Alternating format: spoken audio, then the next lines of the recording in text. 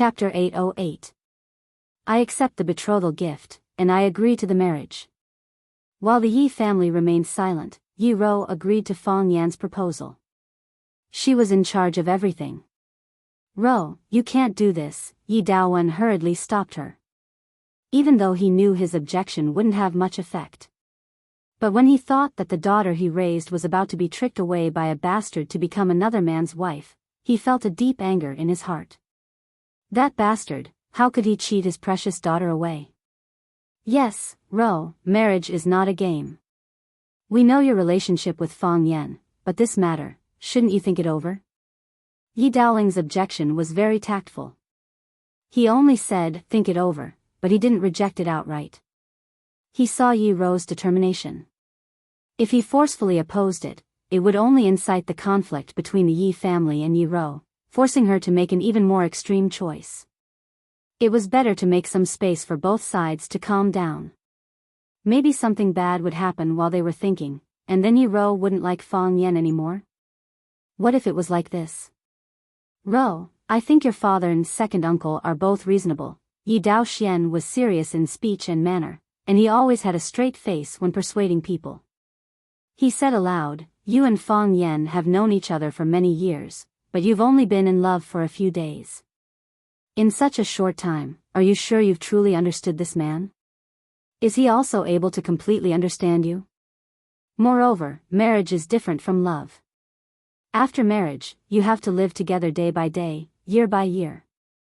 Everyone's strengths and weaknesses will be magnified infinitely. Some subtle things that are originally overlooked by others, after accumulating for a long time, may very well become some explosive points of conflict between two parties. Fong Yan's excellence is undeniable, and it is also a matter worthy of blessing and gratification that the two of you can be together.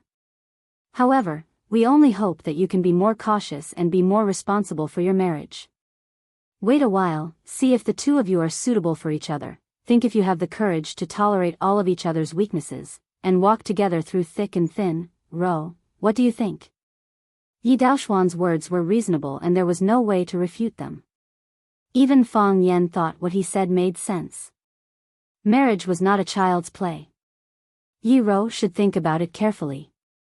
I have so many problems. What if Yi Ro can't take it anymore and wants to divorce me? If he didn't agree, what if she hit him? She was a heavenly Dao realm expert, and he wasn't her match. Wouldn't this be the result of her domestic abuse every day? Besides, Fong Yan had a guilty conscience. Although he had confessed his relationship with Lu Chaoga to Yi Ro didn't give him any instructions.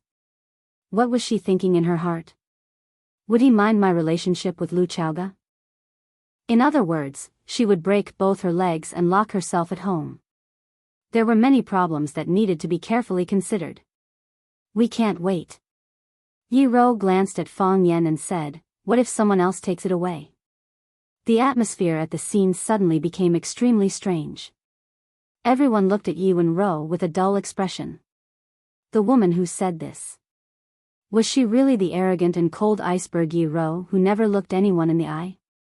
Even Fong Yan himself widened his eyes. This was obviously not Yi Ro's style. Was she possessed by Qin Yitian? The gentleman coughed violently. It was unknown whether it was because of a physical illness or a physiological reaction. He coughed so hard that it looked like he was going to cough out his internal organs. The young people's style changed too quickly.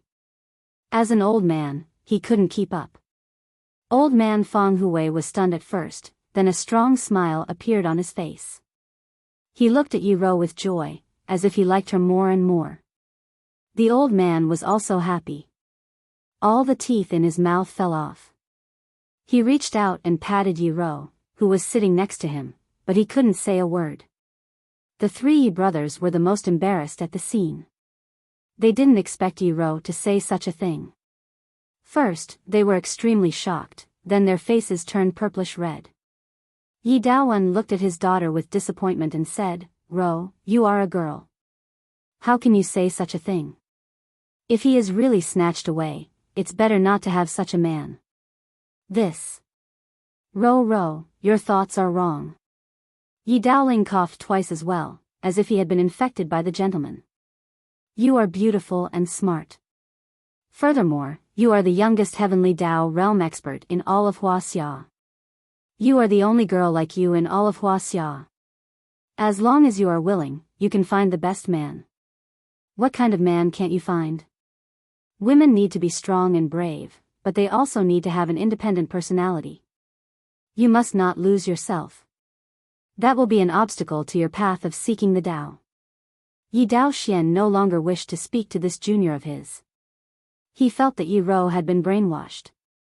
When had Yi Rou ever spoken to someone like this in the past? They hadn't met for a period of time. How did she become like this? At this moment, Fang Yan had no choice but to step forward and say something. After all, be it Sir or his grandfather, the reason why they were here was to help him marry Yi Rou. Fang Yan smiled at Yi Daowen's ferocious gaze and said, "Uncle, I understand how you feel. The daughter you have raised for more than 20 years is suddenly going to become another man's wife. You must be very disappointed and find it hard to accept.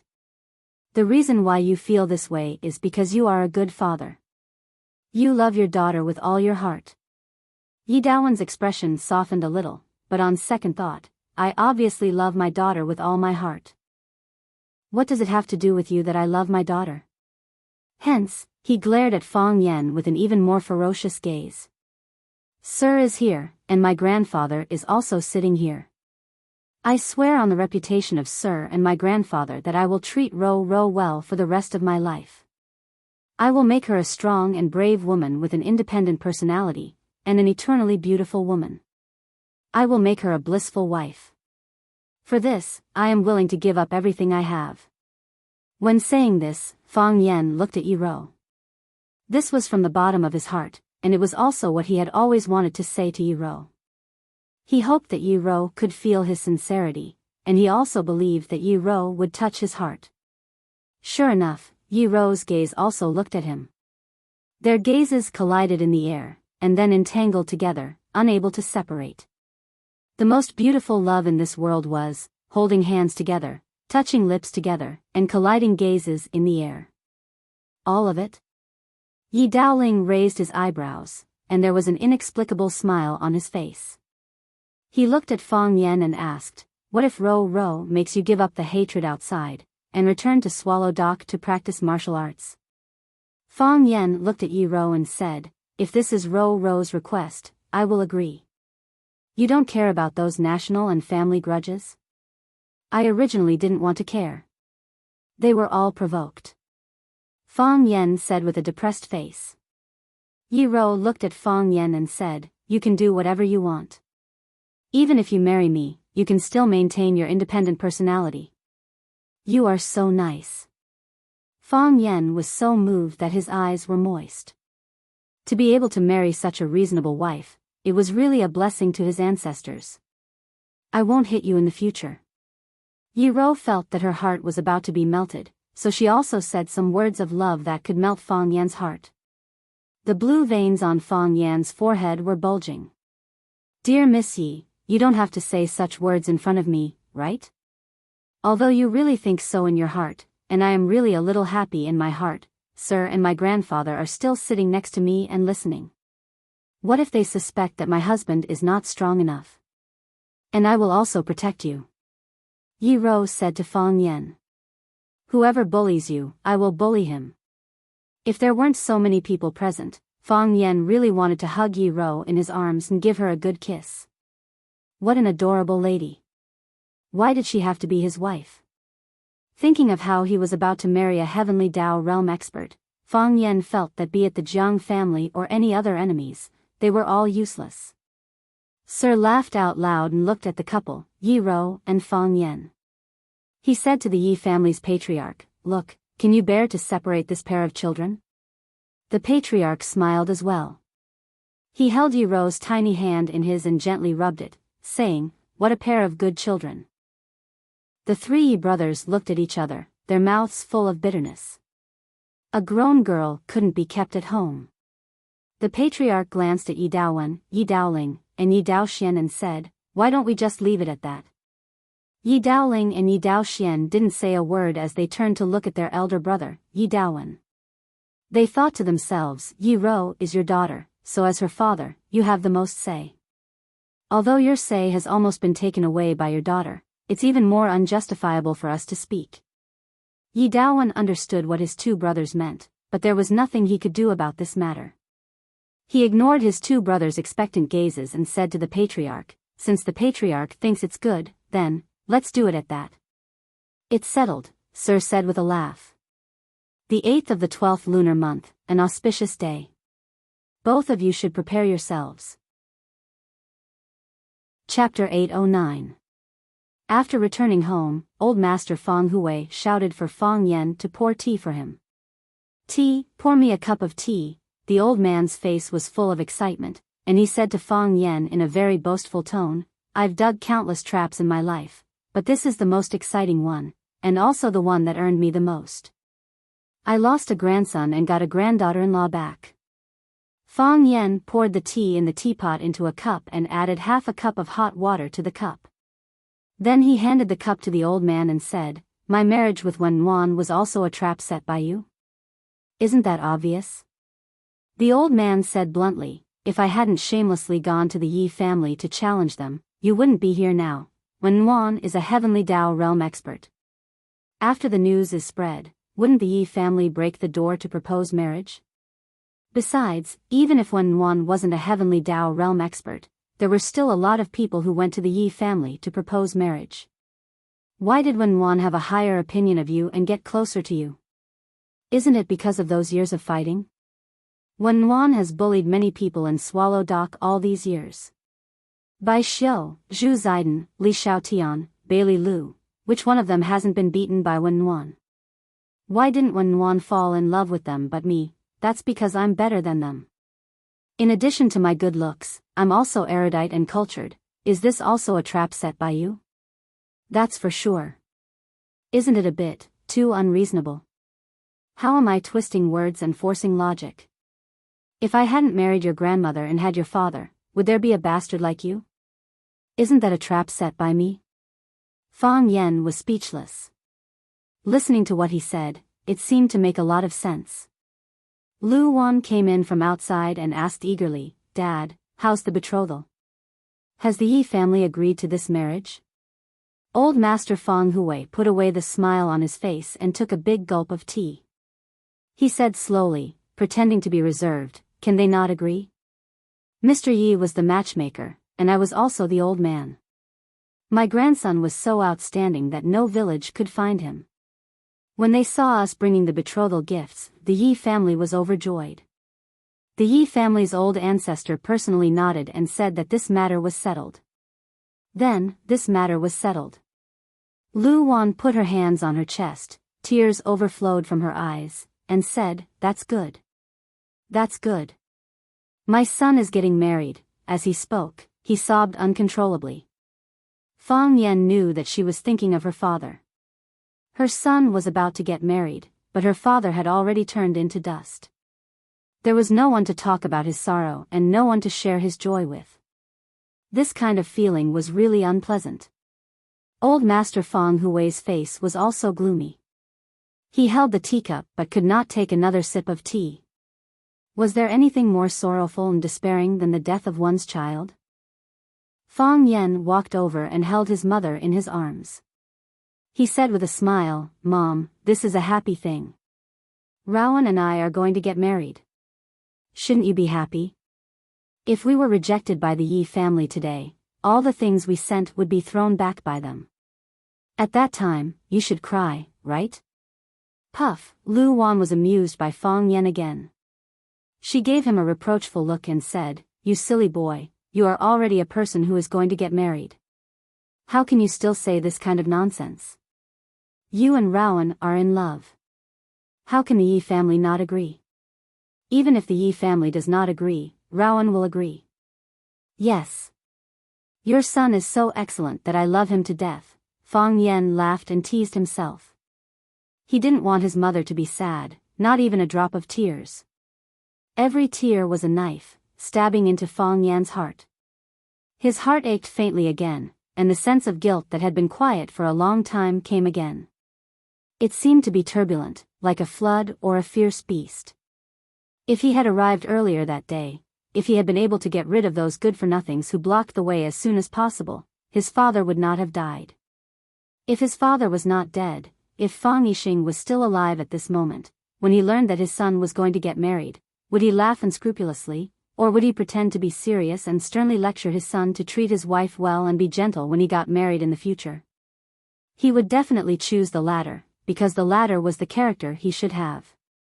He loved Fang Yan. He loved his son more than anyone else. However, he was stingy to show it, and he firmly hid that love in his flesh and blood. Old Master Fang Hui finally raised his head, looked at Lu Wan with blame and said, "Why are you crying on a happy day?" "Sir, forget it. The 8th of the 12th lunar month is an auspicious day, and there are many things that need to be taken care of. As an old man, my legs are not convenient, so many things need to be decided by you, the head of the family. You go and have a good talk with Rowan's mother first, find out what the Yi family is thinking, and ask Rowan what she wants. We should prepare for what we should prepare and buy what we should buy. There are many things that need you to do, and you can't lose your health."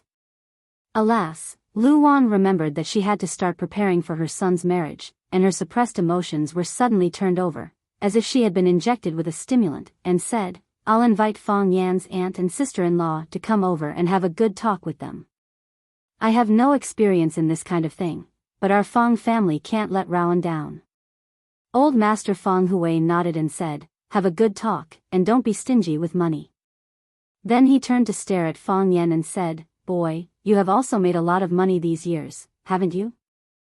Hurry up and contribute a little more to your mother. Our Fang family has been quiet for more than 20 years, and this time we will have a good time in Swallow Dock." Fang Yan nodded and said, "Mom, I will ask someone to send you a black card, don't be thrifty." Lu Wan waved her hand and said, "Silly boy, no matter how poor our Fang family is, we still have enough money for our children's wedding. Don't worry about these things. Just do your own thing." Fang Yan nodded, looked at his mother with concern, and said, "You have to take care of yourself. If you are too busy, ask my aunt to come back and help, don't worry. I know how to arrange it. I have been idle these years, and I feel uncomfortable all over. How can I feel tired preparing for my son's wedding?" Lu Wan left in a hurry, as it seemed that Fang Yan's wedding was tomorrow. Fang Yan looked at old Master Fang Hui and said, "Grandpa, do you want me to push you out for a walk?" "No need." Old Master Fang Hui waved his hand and said, "The marriage between you and Ruru has been decided, and this is a joyous occasion for our Fang family. Your father is no longer here, but there are still some things that need to be discussed with him. At least he will be informed. You go and accompany Ruru, I will go and have a word with you." Watching his grandpa push the wheelchair away, Fang Yan's heart was extremely heavy. Yi Ruru took the initiative to look for Fang Yan and asked Fang Yan to take a walk beside Shihizi. Swallow Dock wasn't big, and what happened in the east of the village spread to the west of the village in less than an hour. The news of Yi Ruru successfully climbing the Heavenly Dao and becoming the youngest Heavenly Dao expert in Huaxia, as well as Yi Ruru's marriage with Fang Yan, had already spread throughout the village. The people they met on the way were very kind and enthusiastic when they saw them, and some would even stop to talk to them, asking about Yi Ruru's experience in climbing the Heavenly Dao. Yi Ruru didn't hide anything and told them everything. Even their attitude towards Fang Yan was a lot warmer, and some even called Fang Yan the new son-in-law. Fang Yan smiled shyly, and then thought to himself, "Shouldn't I call Yi Ruru bride? Why does it sound like I'm marrying into her family?" Of course, Fang Yan didn't care about these details. To be able to marry Yi Ruru, to be able to marry a woman who wholeheartedly loved him and was willing to protect him, Fang Yan's heart was filled with happiness. When they reached a slightly more remote place, no one came to disturb them, and the curved tail of Shihizi became their world. Yi Ruru just walked with her head lowered, with no intention of speaking. Fang Yan wanted to say something several times, but he didn't want to break the moment of silence. Yi Ruru was a very quiet person. When she didn't have to speak, she didn't like to use words to express herself. She would do what she wanted to do, and she wouldn't force herself to do what she didn't want to do. If she liked you, she would hold your hand, and if she hated you, she would chop off your hand. She had a clear distinction between love and hate. Fang Yan's heart was full of emotions. The girl who competed in the Fang family's martial arts arena for the first time was proud and stubborn, with 2 cute braids. When Fang Yan saw her, he thought it would be fun if he could pull her braids. It was really fun. Yi Ruru knocked out 2 of his teeth and broke 3 of his fingers. At that time, Yi Ruru was really fierce, and she wasn't gentle at all when she fought. Later, they fought once a year, and every time they met, they would quarrel. Fang Yan regarded her as his archenemy, and he told all his friends bad things about her. Even in his sleep, he dreamed that he was being beaten. However, that girl was going to be his wife soon. Life was really full of surprises. Fang Yan suddenly stopped, turned around to look at Yi Ruru behind him, and said in a deep voice, "I've been thinking that there should be a more special proposal ceremony. I'll run around Yanjing City naked and then shout, 'Yi Ruru, marry me.' Or I'll take off my clothes and jump into Shihizi River, shouting, 'Yi Ruru, marry me.' Or we can go to the African prairie. We'll sit on a hot air balloon, and I'll kneel to you on one knee. If you don't agree, I'll cut the rope of the hot air balloon. You'll die." Yi Ruru said. "What? If the rope is cut, I'll be fine, but you'll fall to your death." Yi Ruru looked at Fang Yan and said. Chapter 8:10. Fang Yan had once read a novel called King of Fire. In the story, the male protagonist, Tang Zhong, proposed to his 2 girlfriends on a hot air balloon. Look at how shameless and unprincipled he was. Fang Yan despised Tang Zhong's actions. He thought to himself that he would never do such a thing. Even if he wanted to do it, he wouldn't dare. Tang Zhong raised the ring in one hand and scissors in the other. He said that if they didn't agree to his proposal, he would cut off the balloon's rope. In the end, the 2 girls accepted the proposal with tears in their eyes. It turned out that women were also quite afraid of death. Not only were they afraid of death, but they were also afraid of heights. Fang Yan also wanted to learn from the senior idol who had many female friends. But Yi Rou's counterattack instantly woke him up. Yi Rou was a heavenly Tao realm expert. If Fang Yan really cut off the balloon's rope in midair, the only one who would fall to his death would be Fang Yan himself. Yi Rou's chances of survival were much higher. From the looks of it, this method was a little romantic, and to some people, there was a huge loophole. Fang Yan smiled awkwardly and said, "I can also run naked in Yanjing City, or jump into a stone river in front of everyone in the village. I just feel that it should be more romantic. I shouldn't use such a traditional method to directly go to your house to give the betrothal gift." Yi Rou looked up at Fang Yan and said, "A man's romance isn't expressed in the moment of a proposal, but in life, it can make people feel happy and at ease at all times. If you want to talk about romance, when I failed to climb the heavenly Tao and was about to go berserk, you helped me move a mountain at the expense of your life. That was the most romantic proposal I know." Fang Yan reached out his hand to touch Yi Rou's face. Yi Rou was extremely shy, but she stood there and allowed him to molest her. Strange. Fang Yan muttered to himself and said, "She's not wearing a mask." Bang! Fang Yan's body soared into the air and flew backward. He quickly got up from the ground and carefully avoided Yi Rou. He said, "I just find it a little strange. Logically speaking, you shouldn't say something like that. It doesn't match your character." "Come here," Yi Rou called to Fang Yan. "What do you want?" Fang Yan was testing her step by step. He didn't dare to get too close to Yi Wenru again. "No, poison leg. I'm sure you're Yi Rou. You're not someone else wearing a mask." Yi Rou reached out and pulled Fang Yan into her arms. "No." She pulled Fang Yan in front of her and threw herself into Fang Yan's arms. She wrapped her arms around Fang Yan's body and said softly, "I'm very happy to be your wife." Fang Yan was stunned for a moment. Then he held Yi Rou's thin body tightly in his arms. He grinned and said, "I'm even happier to be able to marry you." Even my grandfather thinks that you're like a flower stuck in cow dung. My uncles think so too, Yi Rou said. Fang Yan felt that he couldn't communicate with Yi Rou anymore. Since when did this woman become a cold-faced comedian and a comedian? She wasn't good at this before. In the luxurious European-style reception hall of the Qin family's old residence, Grandpa Qin was drinking tea on the sofa. He liked drinking tea. He had a relatively open side in his bones and could accept that the old residence was built in the style of a European castle. However, his taste in drinking tea hadn't changed for decades. In his mind, what could be better than tea in this world? Those coffee, those carbonated drinks, what's so good about them? Li Xinyan sat in front of him and tasted the coffee elegantly. She liked the bitterness and mellow taste of coffee. The smell in the air could awaken her taste buds. The other members of the Qin family stood on both sides. Everyone's eyes were focused on the woman. Li Junling, the woman who was about to become the daughter-in-law of the Qin family, had an affair with a man from the Jiang family, the old enemy of the Qin family. This was not a slap in the face of the Qin family, but a slap in the face of the Qin family. The Qin family was filled with righteous indignation and felt that they had been greatly insulted. However, the elders in the family didn't give any instructions, so they could only keep silent about this matter for the time being. They could endure and wait, but Li Junling's father, the famous piano master of Hua Xia, Li Boyong, couldn't sit still. His blood pressure rose and he fainted on the spot.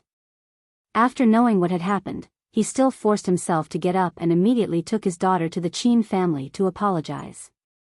Li Boyong was an artist and was quite accomplished in piano. The Li family pushed him to be a spokesperson, using the admiration and attention of the rich and powerful to improve his family's status. In this way, he even had a relationship with the rich and powerful Qin family and successfully betrothed his daughter to the young talent of the Qin family, Qin Chang. Li Boyong was thinking that when his daughter entered the Qin family, it would be the peak of his life. He didn't expect that this daydream would come true so quickly and in such a cruel way. His daughter had an affair with a member of the Jiang family. He understood the serious consequences of this matter. It was mercy for them to find someone to put him in a sack and throw him into the sea, but it was very likely that it would be a disaster that would wipe out the entire family. Whether it was the Qin family or the Jiang family, they were the most powerful existences in the world. In a situation where they didn't lack anything, their face was more important than anything else. However, his daughter's actions had offended both families at the same time. The wedding date was near, and it was said that it happened when she was choosing a wedding dress with the young master of the Qin family. How would the Qin family view such a future daughter-in-law? What about the Jiang family? The relationship between the Jiang family and the Qin family had never been harmonious. The two families viewed each other as enemies, but they also maintained mutual restraint. After this incident, would it break the balance between the two families? It was already winter, and the room was already warm. However, Li Boyong, who was wearing a suit and shirt, was sweating profusely, and his voice trembled when he spoke. It's all my fault. It's all my fault. Li Boyong didn't teach his daughter well, and that's why she did such a shameful thing. Now that it's like this, there's nothing I can say to help. I admit my mistake. I'm willing to bear all the responsibility and consequences. Li Boyong bowed deeply to the Qin family patriarch and said, "Please be merciful, patriarch. Seeing that Boyong and the Qin family are old friends, please let my daughter live." The Qin family patriarch's expression was calm, as if he didn't care about what was happening in front of him. After hearing Li Boyong's words, he waved his hand and said, "What are you saying? Who said I won't let your daughter live?" "Thank you, patriarch." Li Boyong's eyes were moist, and he was moved to tears. Li Boyong turned to look at his daughter, who was standing behind him, and shouted, "Li Junling, kneel." Li Junling stood proudly. Although she was extremely nervous, she still gritted her teeth and said, "Why should I kneel? You did something wrong. What did I do wrong?" Li Junling retorted. "The Jiang family and I know each other and love each other. Who did I offend? I told you long ago that I have another lover, but did you listen to what I said? You wholeheartedly wanted to send me to a rich family, wholeheartedly wanted to make friends with rich people. I have no feelings for Qin Chang, so why should I marry such a man? Slap, Li Boyong slapped Li Junling's face. His face was gloomy, and his body trembled non-stop. He shouted angrily, "You still don't know your mistake. You did such a shameful thing and you still don't know your mistake. I'll beat you to death. I don't have a disgraceful daughter like you." Li Junling's skin was white and tender. After being slapped by her father, a purplish-red handprint quickly appeared on her face. She didn't care, as if she didn't feel any pain. Big tears fell from her eyes, and she said, "Beat me to death. If you don't beat me to death, I don't want to live. If I die, you will no longer be a dog in front of these people, and they will look up to you. What does it matter if I die?" Li Junling, since I was young, when did you listen to my thoughts? I liked the guitar, but you forced me to learn the piano. When I was a little playful, you were furious and said that I didn't want to improve. When I was a little slow in learning, you scolded me for being stupid, piano goddess. Who knows how this goddess came to be? I spent all my time to get it, and I sacrificed all my hobbies to get it. Genius? Can this kind of person be considered a genius? I know that the matter between me and General Xing is very difficult for you and the whole family. You are afraid, you are worried that you will be implicated. If that's the case, I will die here, in front of the Qin family to atone for my sins. In this way, they won't hurt you anymore, right? After saying that, Li Junling took out a short dagger from her pocket and slashed it toward her own neck. Bang! A figure flashed. An old nanny who was in charge of pouring water for old Master Qin suddenly appeared and grabbed the dagger from Li Junling's hand with a small move. Li Xinyan gently stirred the coffee in his cup, looked at Li Junling and said, "Miss, if you want to die, we won't stop you. Everyone has the right to choose their own life." After a pause, he then said, "But, can you die a little further away? The carpet in the hall has just been cleaned. If it gets dirty, won't we have to trouble those hard-working service staff?" You are so evil." Li Junling's face was pale, and she stared fiercely at Li Xinyan. Evil? Li Xinyan took a sip of the coffee in his cup and said with a smile, "Miss, if I was really evil, do you think you would still have the chance to stand in front of me and accuse me of being evil?" Chapter 8:11. Every single word that Li Xinyan said was not a threat. With her current status, there was no need for her to threaten others. If she said she would kill you, then she would kill you. If she said she wanted you to disappear, then you would never be able to show your face again. Just as she said, if she was really vicious, would Li Junling and her father, Li Boyong, still have the chance to stand in the Qin family's hall today? Would they still have the chance to be judged by the Qin family, be it punishment or forgiveness? Would they still have the chance? With just a word of command, or even a reminder with a glance, the father and daughter would encounter a serious car accident or some other accident. In any case, their lives would end here, and they would never have the chance to appear in front of the public again. Or perhaps the Qin family did not need to do anything. There were countless people outside who wanted to please them. Some smart people who didn't mind doing the dirty work would do it cleanly. If it wasn't for a casual greeting at a private gathering, you wouldn't even know who sent the father and daughter away. This was the power of money, the power of power. When anything reached an extreme, the energy that it could erupt with would be astonishing and shocking. Some people were overly arrogant, while others could control this power very well. Slap, Li Boyong slapped his daughter again. Li Junling, who was unprepared, was knocked to the ground by his father. Li Boyong looked down at Li Junling and shouted angrily, "Kneel and apologize to the madam, kneel and apologize." Li Junling covered her face and sneered. "What did I do wrong? Do I need to apologize to them? I just fell in love with a man, what's wrong with that? What does this have to do with them? You are Qin Chang's fiancé. I am not Qin Chang's fiancé, you are." Li Junling looked at her father and laughed, saying, "You are Qin Chang's fiancé. I have never liked him, and I have never wanted to marry him. You think about it day and night. You think about it day and night. You think about it day and night. You think about it day and night. You think about it day and night. You think about it day and night. You think about it day and night. You think about it day and night. You think about it day and night. You think about it day and night. You think about it day and night. You think about it day and night. Li Boyong pointed at his daughter with a trembling finger, unable to say a complete sentence. Li Junling got up from the ground and tidied up his clothes. He looked at Li Xinyan stubbornly and said, I'm not even afraid of death. How can I apologize to you people? Yes, perhaps this kind of thing has long been a common occurrence for you, the weak apologizing to the strong, regardless of whether the strong is standing on the side of reason. But today, I'm going to disappoint you. What does your apology mean to me? Li Xinyan looked at Li Junling and asked, or, what does it mean to the Qin family? I don't care, and the Qin family doesn't care, Li Xinyan said lightly. If you were just an ordinary woman, or if you were still the goddess of piano you are now, you would have nothing to do with the Qin family. Even if you had an affair or died for love, the Qin family wouldn't even look at you. However, you're engaged to a man from the Qin family. One of your feet has already stepped into the Qin family's door. Whether it was intentional or not, at the engagement ceremony, you nodded and agreed.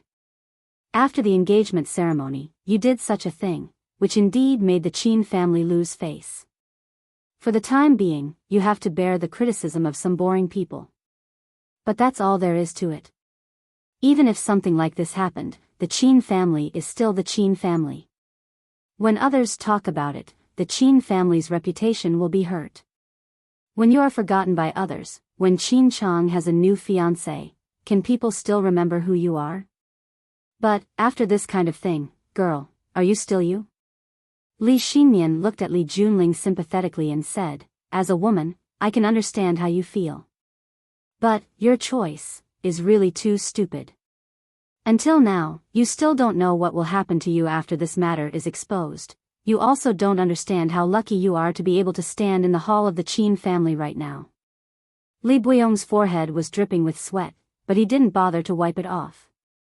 He kept bowing and apologizing, saying, Madam, please don't lower yourself to her level. She is just a child who doesn't know how to appreciate favors. If you want to scold her, just direct it at me. I am her father, and I should bear the responsibility for her. Li Xinyan sneered and said, All right, Li Boyong, you father and daughter don't put on this sad drama in front of me. I have no interest in watching a drama. Yes, Li Boyong nodded repeatedly and said, We are not acting. We are not acting, we are here to apologize. We are wrong, very wrong, no matter if we are beaten or scolded, even if Madam asks me to jump into the valley, I will not frown. Li Xinyan raised his head and looked at Li Boyong, saying, You are a good father, but you spoil your daughter too much, go back. Madam? Li Boyong looked at Li Xinyan with a frightened expression. He knelt on the ground and cried bitterly, saying, Madam, I beg you, please let us go this time. I am willing to atone for this matter. I am willing to die for Qin Chang, for young Master Qin. I only ask that you let go of Junling, let go of the Li family. Li Junling's face was as white as paper. His father's reaction had already explained everything. The Qin family wanted to kill them to avenge their humiliation. These rich and powerful nobles, their hearts were really vicious. Did you misunderstand something? Li Xinyan's eyebrows twitched. He glanced at Li Boyong with some dissatisfaction and said, Tears can be exchanged for forgiveness, but it can also be exchanged for double the hatred of others. Don't worry, the Qin family will not retaliate against you. From now on, the two families will no longer have any relationship. Do you understand what I mean? I understand.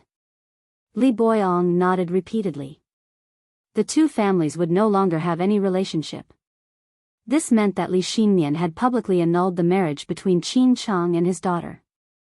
His daughter had done such a thing. This was the proper response from the Qin family. In addition, the majority of the Li family's businesses were connected to the Qin family. If the Qin family severed ties with the Li family, those businesses would most likely be lost. Not only that, but they would also be attacked by those who heard the news. At that time, without the support of the Qin family, how could the Li family retaliate? They could only watch as the Li family's businesses were divided by those vicious wolves. Unless the Jiang family is willing to protect them, Li Boyong thought in a corner of his heart.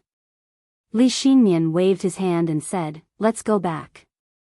Li Boyong crawled up from the ground and bowed to Li Xinmian, to the silent old master Qin, and to everyone in the Qin family. Then, he pulled Li Junling's hand and walked outside. "We're letting them go just like that? That woman did such a thing. That's right, let's get someone to break her legs. Let's see how she can steal men in the future. She didn't hit or scold them. She didn't even scold them. Will outsiders laugh at the Qin family for being weak and easy to bully?" No matter what, Li Xinmian was the current head of the Qin family.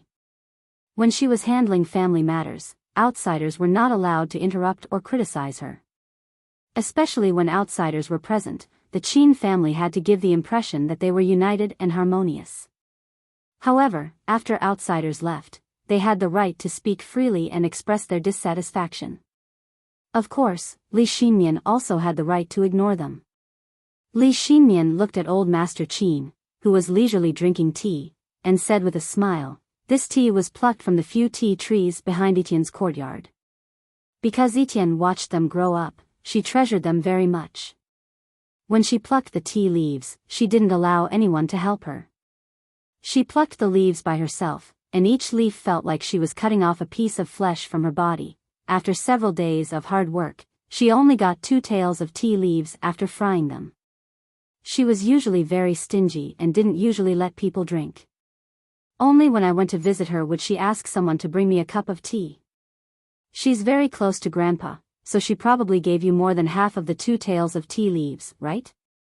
Old Master Qin laughed loudly and said proudly, "That granddaughter of mine, Etienne, is very proud. Ordinary people can't even drink a cup of tea from her, not to mention the tea leaves she plucked herself.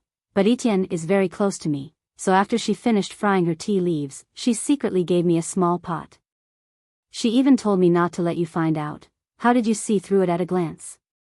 Li Xinmian put down the coffee cup in his hand and said bitterly, "The tea in your hands are all rare and good. How can you find tea leaves with such big leaves after brewing?" After receiving this flattery, old Master Qin felt refreshed and his smile became even more radiant. He said, "If you like it, I can also give you some. However, I'll tell you something private. You can't let that girl Etienne know about it. Otherwise, I won't be able to drink her treasured tea leaves anymore. The tea leaves she gave me really don't taste that good. It's far worse than the tea leaves I collected. But since my granddaughter has already given me the tea leaves, if I don't drink it, she'll feel hurt. That's why I brewed a cup of tea every now and then, thinking that I can finish it as soon as possible." The Qin family members in the living room looked at each other.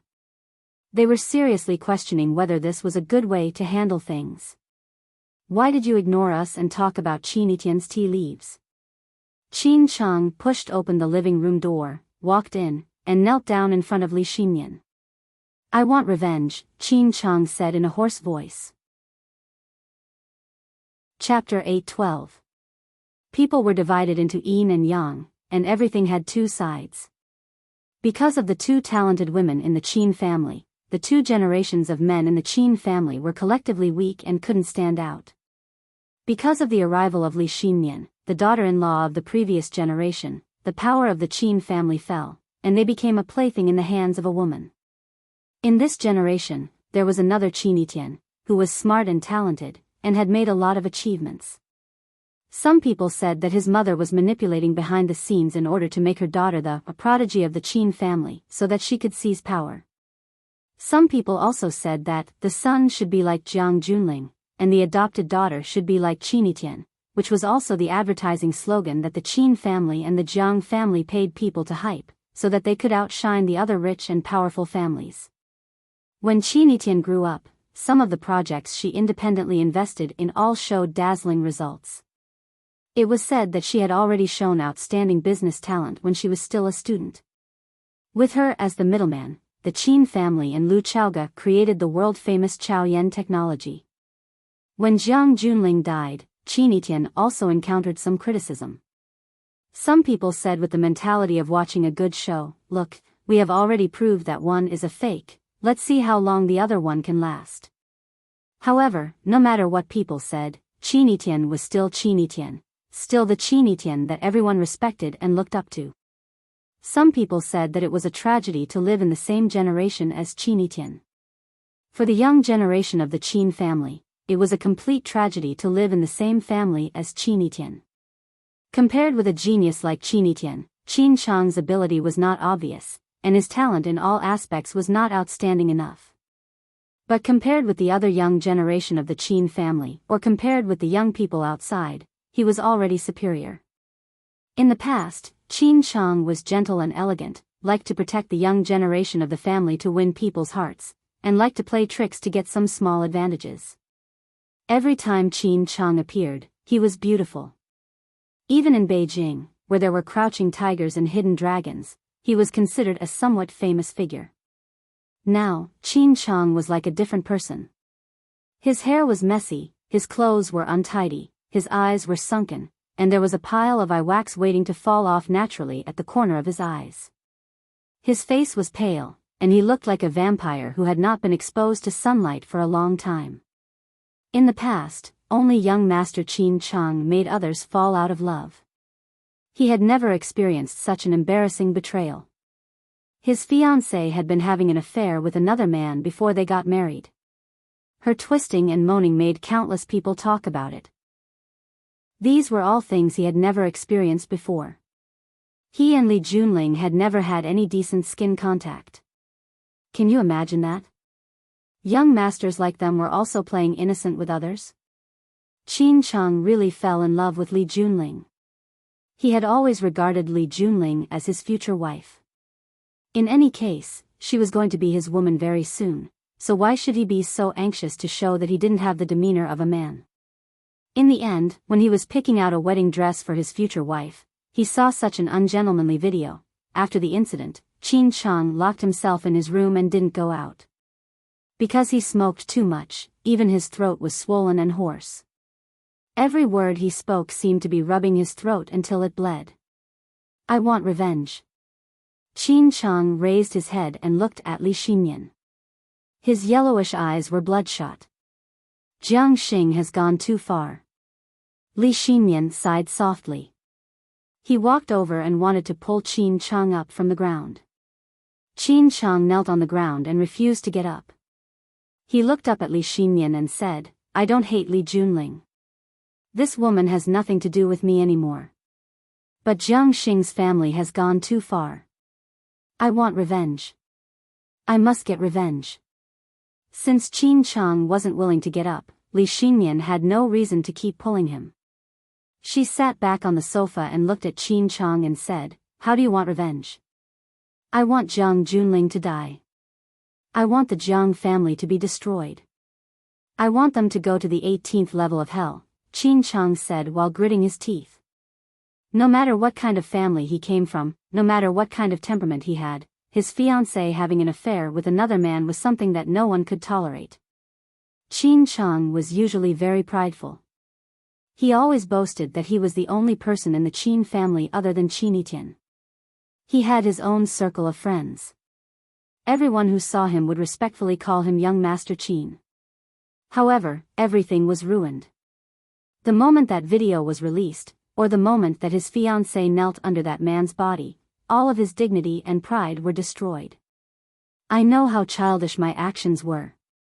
I also know how stupid it was for me to collude with some brothers in the family to oust you. I know that you hate me. You don't even care about me. However, I want to ask you one thing. I want you to declare war on the Jiang family." "That's impossible." Li Xinyan refused without hesitation. It was as if there was no room for negotiation. "Why?" Qin Chang said with a pained expression. "Don't you hate the Jiang family? Doesn't Qinitian hate the Jiang family? Don't you want to declare war on the Jiang family for how they treated Fang Yan? Can you turn a blind eye and pretend nothing happened when the Jiang family humiliated me like that? Does the Qin family still want face? Do we still have dignity? Li Xinmian looked at Qin Chang with a serious expression. The Qin family belongs to everyone in the Qin family. It doesn't belong to just one person. Every decision of the Qin family must be in line with the interests of the entire Qin family. Tian doesn't like the Jiang family. I don't like the Jiang family either. However, we can't declare war on the Jiang family just because we hate them. We'll push the Qin family to the edge of danger. I definitely won't agree to that. After a pause, Li Xinmian continued. However, General Xing of the Jiang family clearly knows that Li Junling and Qin Chang are engaged. That's too much. If the Qin family doesn't do anything, the outside world will think that the Qin family is weak and easy to bully. I declare that from now on, we will cut off all business with the Jiang family. In some important areas or core areas of the Jiang family, we can have a greater say. Qin Chang froze for a while. Then, she laid on the ground and cried. She kept saying to Li Xinmian, "Thank you. Thank you." Old Master Qin looked at his daughter-in-law with a smile. He leisurely drank the tea that his granddaughter gave him. The Qin family looked at each other. Was the Qin family going to declare war on the Jiang family? Stupid. Stupid beyond belief. Li Boyong wiped the sweat off his forehead as he lectured his daughter, who was sitting next to him with an ashen face. By doing such a thing, you have trampled on the Qin family's dignity. How could the Qin family forgive you? As he spoke, they were sitting in a Mercedes-Benz limousine on their way home. The driver was Liang, Li Boyong's driver for many years. What does a family like them care about the most? What they care about the most is loyalty and face. If you make them lose face, what won't they do? You dare to give them face? You dare to say that they are vicious?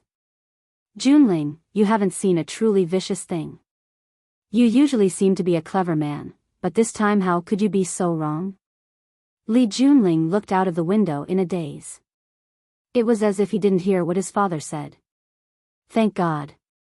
They finally let us go for the time being. Li Xinmian is very powerful. But she's also very magnanimous. She said she won't trouble us. That means she won't trouble us. I'm afraid that Qin Chang and other members of the Qin family won't be able to swallow it. Go abroad. Go abroad immediately. Didn't the Borna Orchestra in Vienna invite you to perform there? You should take this opportunity to go abroad. Now the limelight is at its peak. If you stay in Beijing, you won't even have a chance to go out. Li Junling was finally moved. He turned to look at his father and said, "Juanxing. My dear lady, why are you still thinking about him?" Li Boyong almost knelt down to his daughter. How could Juanxing jump out to support you after such a thing happened? Unless they completely fall out with the Qin family. Otherwise, he won't protect you. I'm afraid he can't even protect himself now. Daughter, don't put your hope on that man. If he really did it for you, he shouldn't have treated you like that. Li Junling reached out and held his father's hand. His eyes were filled with tears as he said, "I don't blame him. I really like him. Everything is voluntary. Dad, this is the first time I've fallen in love with a man since I was young. Can you understand how I feel?" Li Boyong wiped his daughter's tears. I understand. I can understand. But safety comes first. Go out quickly. Let your mother go with you. I'm worried about you going out like this. I'll stay in Beijing and think of a way. When the situation calms down, you can come back. Or never come back. Dad. Daughter, I'll teach you something. I shouldn't say it, but I think it's necessary for you to know. What? Never trust a man. Li Boyong said with a serious face. Dad, why? Li Junling didn't understand. You're a man too. Li Boyong smiled bitterly. Yes, I'm a man too. That's why I can say that. Click. The back seat door was suddenly locked. Liang, what are you doing? Li Boyong was greatly alarmed and shouted.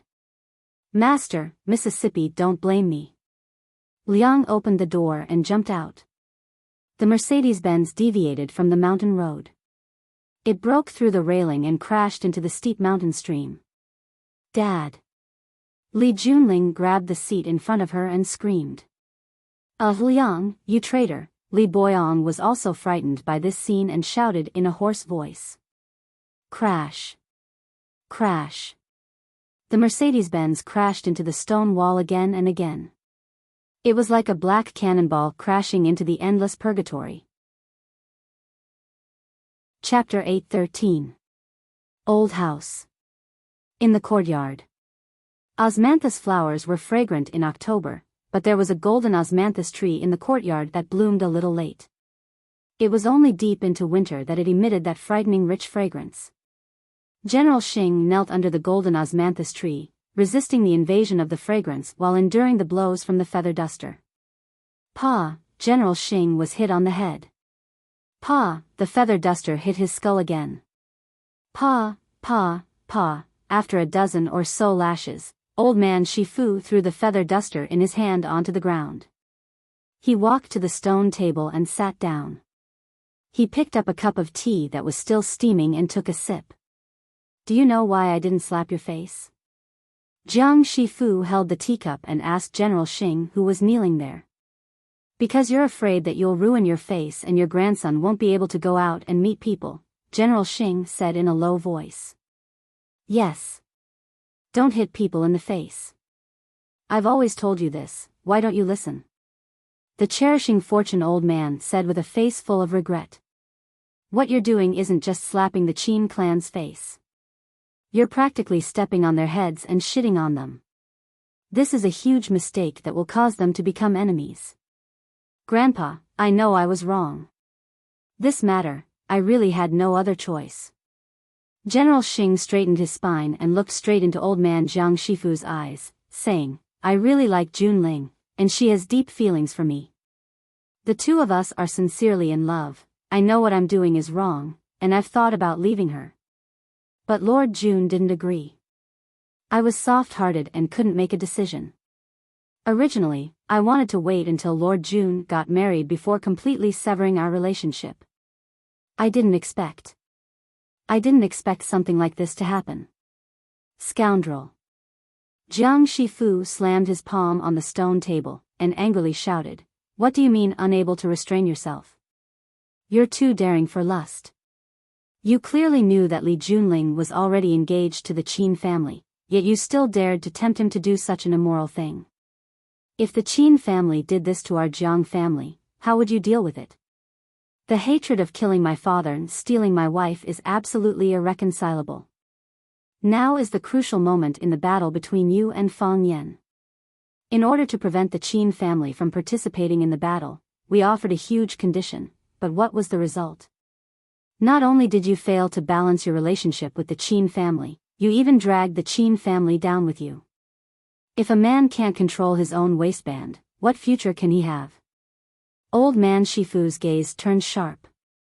He looked at General Xing and said, Do you think that, now that the military order is gone, I have no other candidates? Is that why you are so unbridled? Let me tell you, General, we still have many outstanding youths in the general family. With just a bit of polishing, they are all good materials. Grandpa, I'm sorry. General Xing's knees were pressed against the cold concrete floor as he said in a deep voice, I know I did something wrong. I will definitely find a way to make it up to you. I promise I'll take care of this. How are you going to deal with this? Old man cherishing fortune asked as he looked at General Xing. General Xing hesitated slightly, but still said frankly, since it's already happened, it's already impossible for us to reconcile with the Qin family. Since it's like this, it's better to take the initiative and drag them into the quagmire. We don't want to fight with the Qin family until both sides suffer, and the Qin family naturally has the same thoughts. If we take the initiative and let the Qin family feel our aggressiveness, maybe they will retreat, After the Qin family finds out about this, they will definitely be furious. Junling sighed, I'm afraid the pressure will be great. This matter has touched their bottom line, they definitely won't take it lying down. Qin Chang has a high heart but shallow talent, and is extremely concerned about face. He will definitely think of a way to get back at them. Junling's situation is very dangerous. General Xing looked at grandfather Jiang Shifu and said, I have wronged Junling in this matter. She is the most innocent person here. As a responsible man, I will stand up for Junling. I will go to the Li family to propose marriage and officially marry Li Junling, otherwise, I'm afraid she won't be able to persevere. I ask Grandpa for your approval. A divine light flashed in Jiang Shifu's eyes, and he instantly returned to his old and muddy appearance. He looked at his grandson for a long time, then said in a low voice, Since you have already decided, then do it, this is your last test. If you succeed, you will be a dragon, if you fail, you will be a worm. That is all. Yes, General Xing respectfully responded. I definitely won't disappoint Grandpa. After General Xing left, old man Jiang Shifu held a cup of tea that was gradually cooling in a daze. Pitiful woman, Jiang Shifu muttered to himself. The Qin family and the Jiang family have started a war. I knew they would definitely start a war. This is too exciting. The Jiang family's General Xing made a cuckold out of the Qin family's Qin Chang, and the Qin family immediately retaliated and eliminated Li Junling. The Qin family's methods. TSK. I heard that the Jiang family wanted to kill them to silence them, in order to put this shit on the Qin family's head, so that the Qin family won't be able to say anything. After the video was released, there was a short period of silence between the Qin family and the Jiang family, then the situation became intense. Huaxia country's famous piano master, Li Boyong, brought the female protagonist of the video, Li Junling, to the Qin family to apologize, but on the way back, the luxurious car they were riding in crashed into a ravine, killing both of them. During the crash, the car exploded, and the father and daughter were burned into charcoal.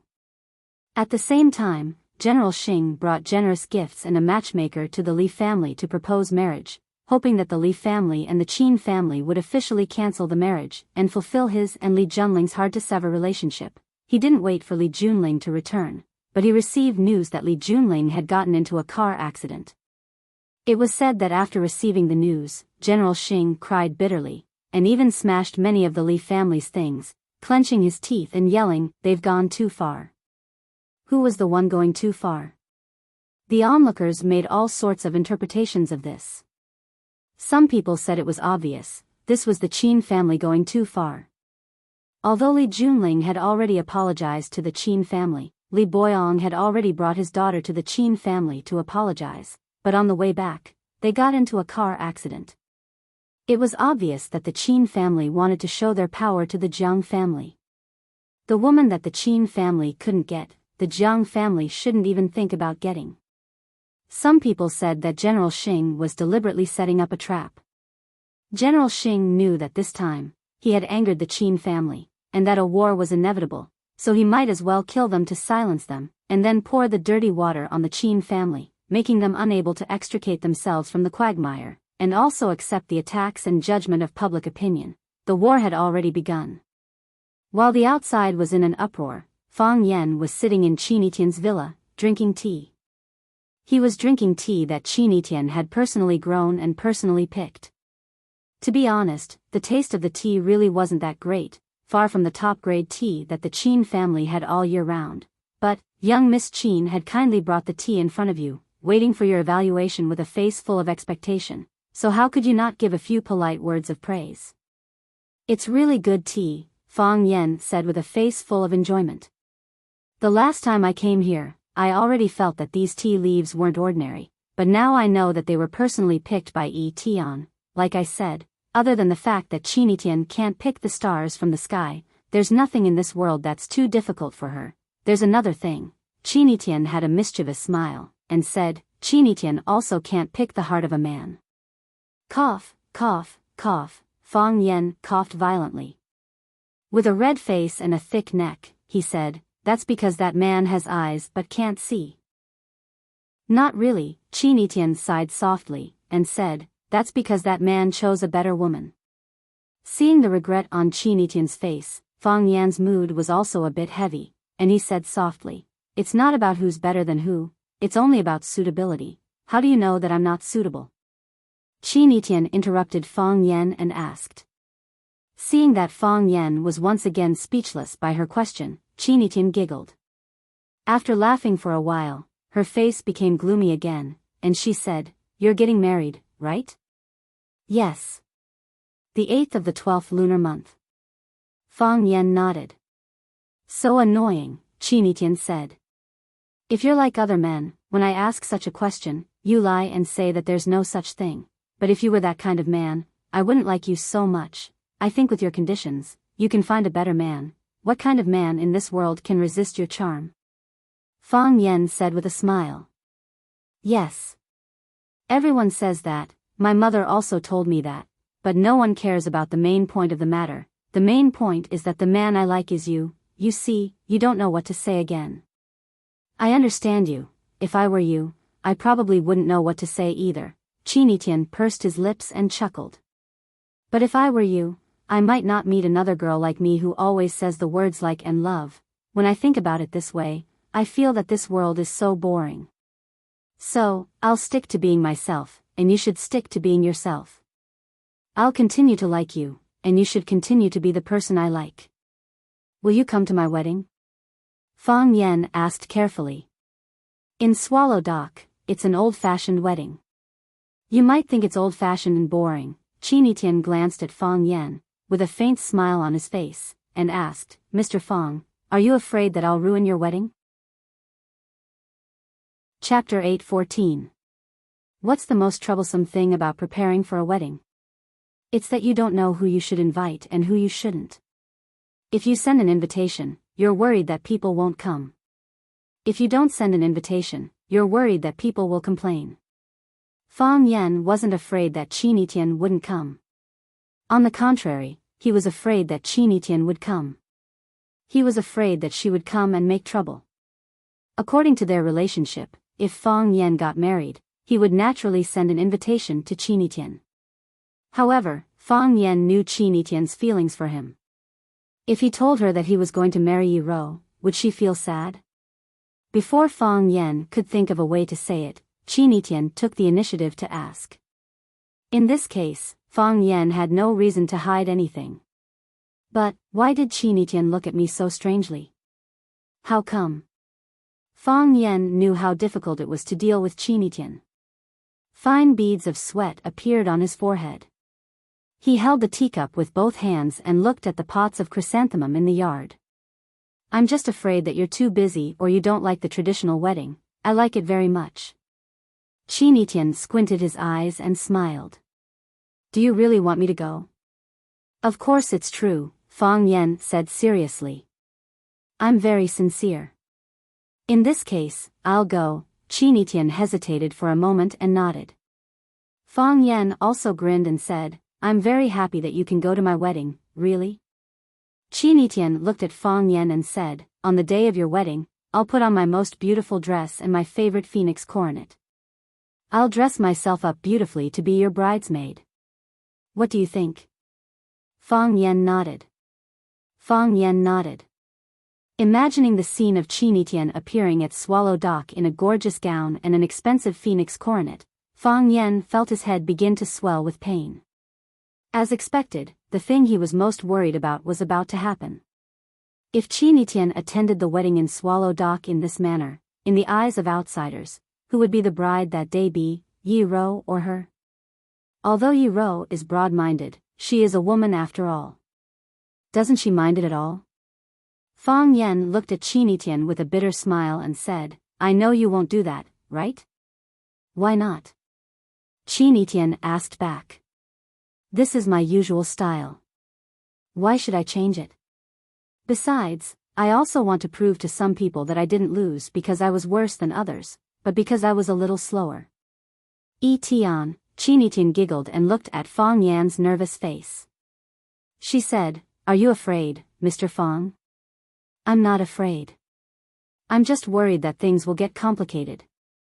Qin Tian sighed softly and said, "That's your wedding, the most important day in your life. How can I ruin it? Maybe I'll be very busy that day and have a lot of work to deal with. Maybe I suddenly have an upset stomach or some other problems. I won't be able to attend your wedding that day. Actually, Fang Yan looked at Qin Etian and said, I still hope that you can attend my wedding. Yes, I also want to. Qin Etian nodded with a smile, but her eyes were a little moist. She said, I want to see if you look handsome as the groom. I want to see if you will be nervous when you bow to heaven and earth. I want to see the bride's happy face when you hold her hand. I want to see all the guests say their sincere blessings to you. But I can't do it. Qin Etian raised her head, and the tear that was about to fall fell back. She was Qin Etian, the Qin Etian who was as proud as a queen. Tears were superfluous and unnecessary burdens to her. I can accept you marrying other women, but I really don't like it. I hope you're unhappy. I hope you're not happy. Then you'll understand that I'm better. Fang Yan was silent. He really wanted to hold this girl who was arrogant even when he confessed to her. But he didn't dare and couldn't do that. She was no longer a child. She was no longer his student. She was Qin Etian, the little princess of the Qin family, the little beauty of Yanjing, Qin Etian. Knock, knock, knock. Coco pushed the door open in her high heels. She looked at Qin Etian and said, Miss, Madam is here. I got it. Qin Etian took out a piece of tissue to wipe the little bit of moisture from the corner of her eyes. She didn't want others to see her weak and helpless side.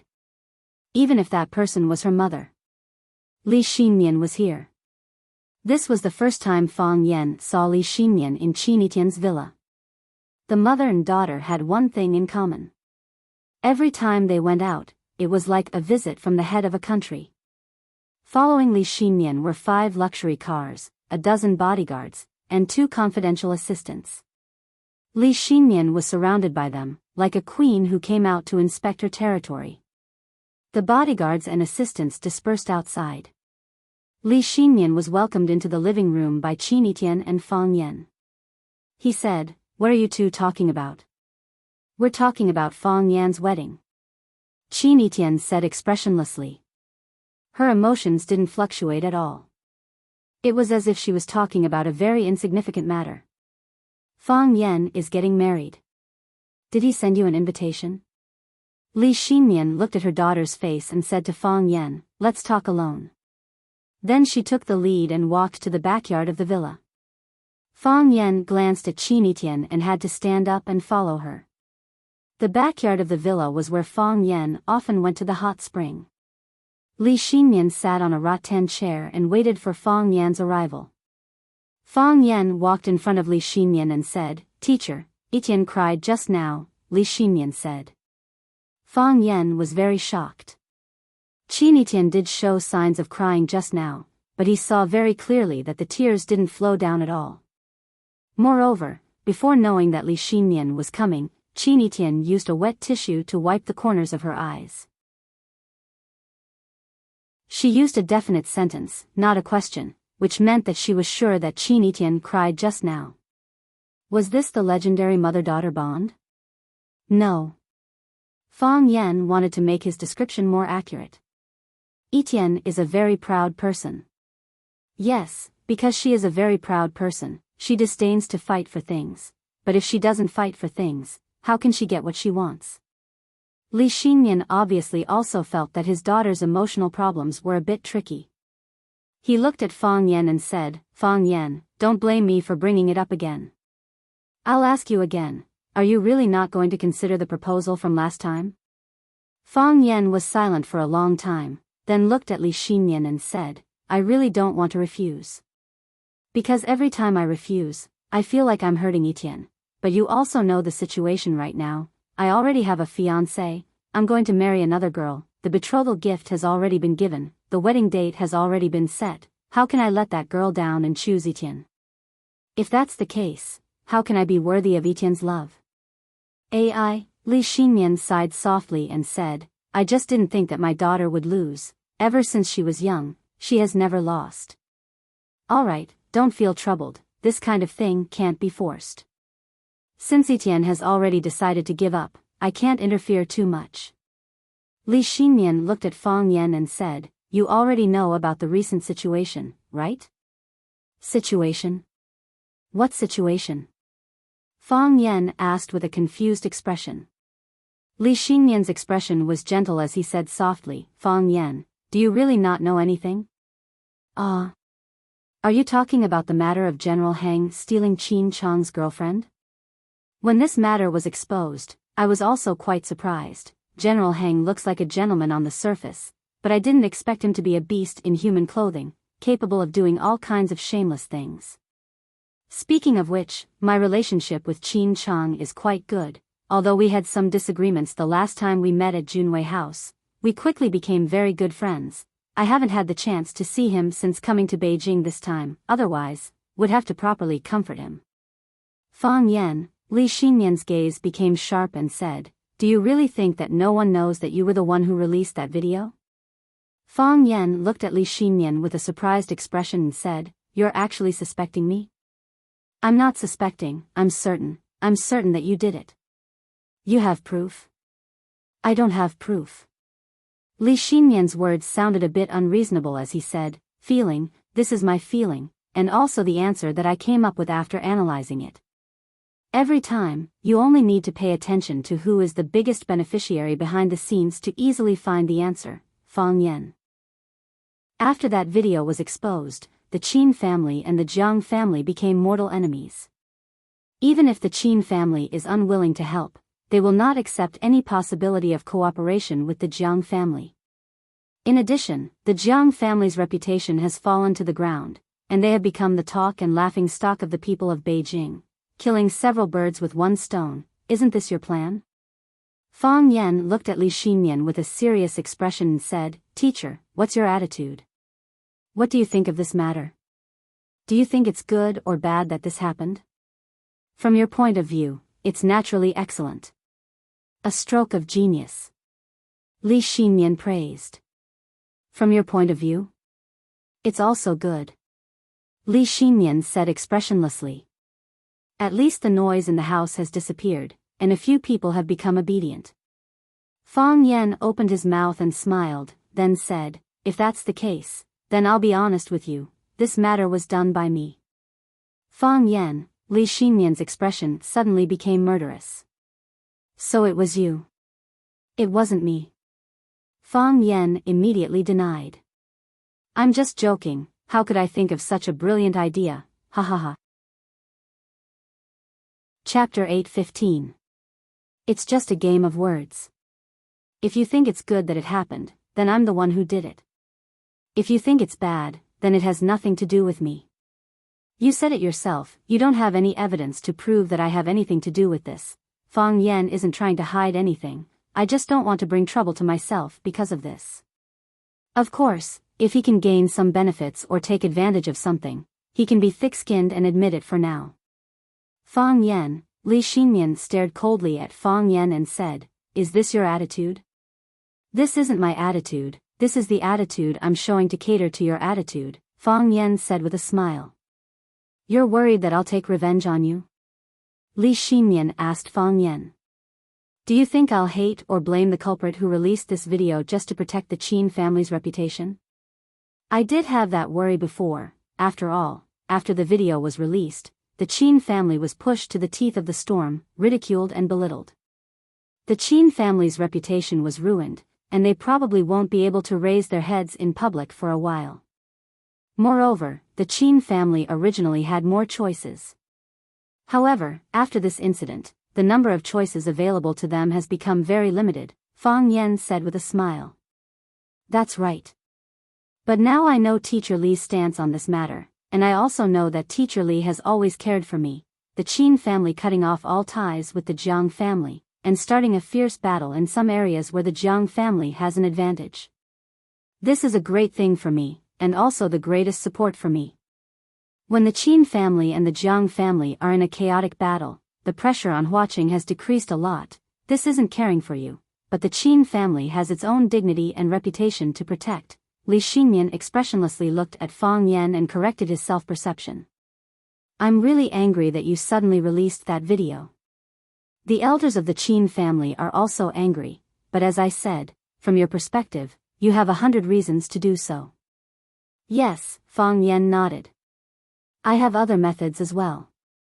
For example, after getting the video, I would find a suitable opportunity to send it to Qin Chang. As long as Qin Chang knew about this, the wedding between the Qin family and Li Junling would be ruined. The Qin family and the Jiang family would become mortal enemies. However, I was worried that Qin Chang's influence was still too small. I was worried that someone in the Qin family would want to suppress this matter. If that's the case, Li Junling won't be able to display her greatest value. So you pushed it to the public? I can only do this. Fang Yan looked at Li Xinyan sincerely. You also know that my current situation isn't too good. The Jiang family is closing in on us step by step, and we don't have much power to fight back. Li Junling is a chess piece that I have my eyes on since a long time ago. Regardless of whether she is related to the Qin family or not, things will come to this, unless she doesn't leave any evidence behind. Everyone lives a difficult life, Li Xinyan said with a sigh. Yes. Everyone's life is not easy. I was forced to this point by the Jiang family, so if I can find a chance to fight back or win, I will always want to try. At that time, morality and conscience will temporarily retreat, and I will first ensure that I and my friends can live well. Li Xinyan nodded, then looked at Fang Yan and asked, Li Junling was killed. On the way out of the Qin family, she got into a car accident. I know, Fang Yan said. What do you think of this?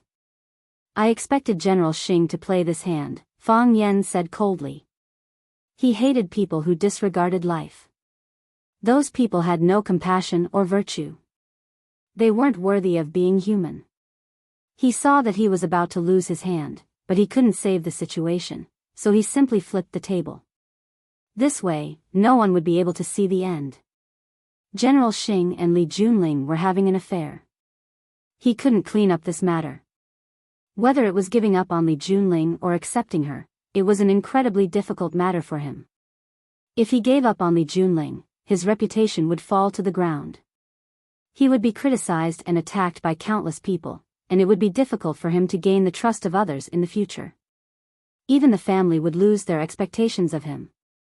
Accepting Li Junling was the same as stabbing a thorn in the Qin family's eye. Every time the Qin family saw Li Junling and General Xing together, they would feel angry. General Xing isn't an idiot. Regardless of whether he can take over the Jiang family in the future, he can't create such a strong opponent for himself. He can't keep a target by his side at all times. When the Qin family's hostility reaches a peak, no one can predict what they will do. General Xing doesn't dare risk his life. Besides, Li Junling was previously the fiancé of the Qin family. If General Xing wants to marry Li Junling, he probably won't be able to get past the Jiang family, right?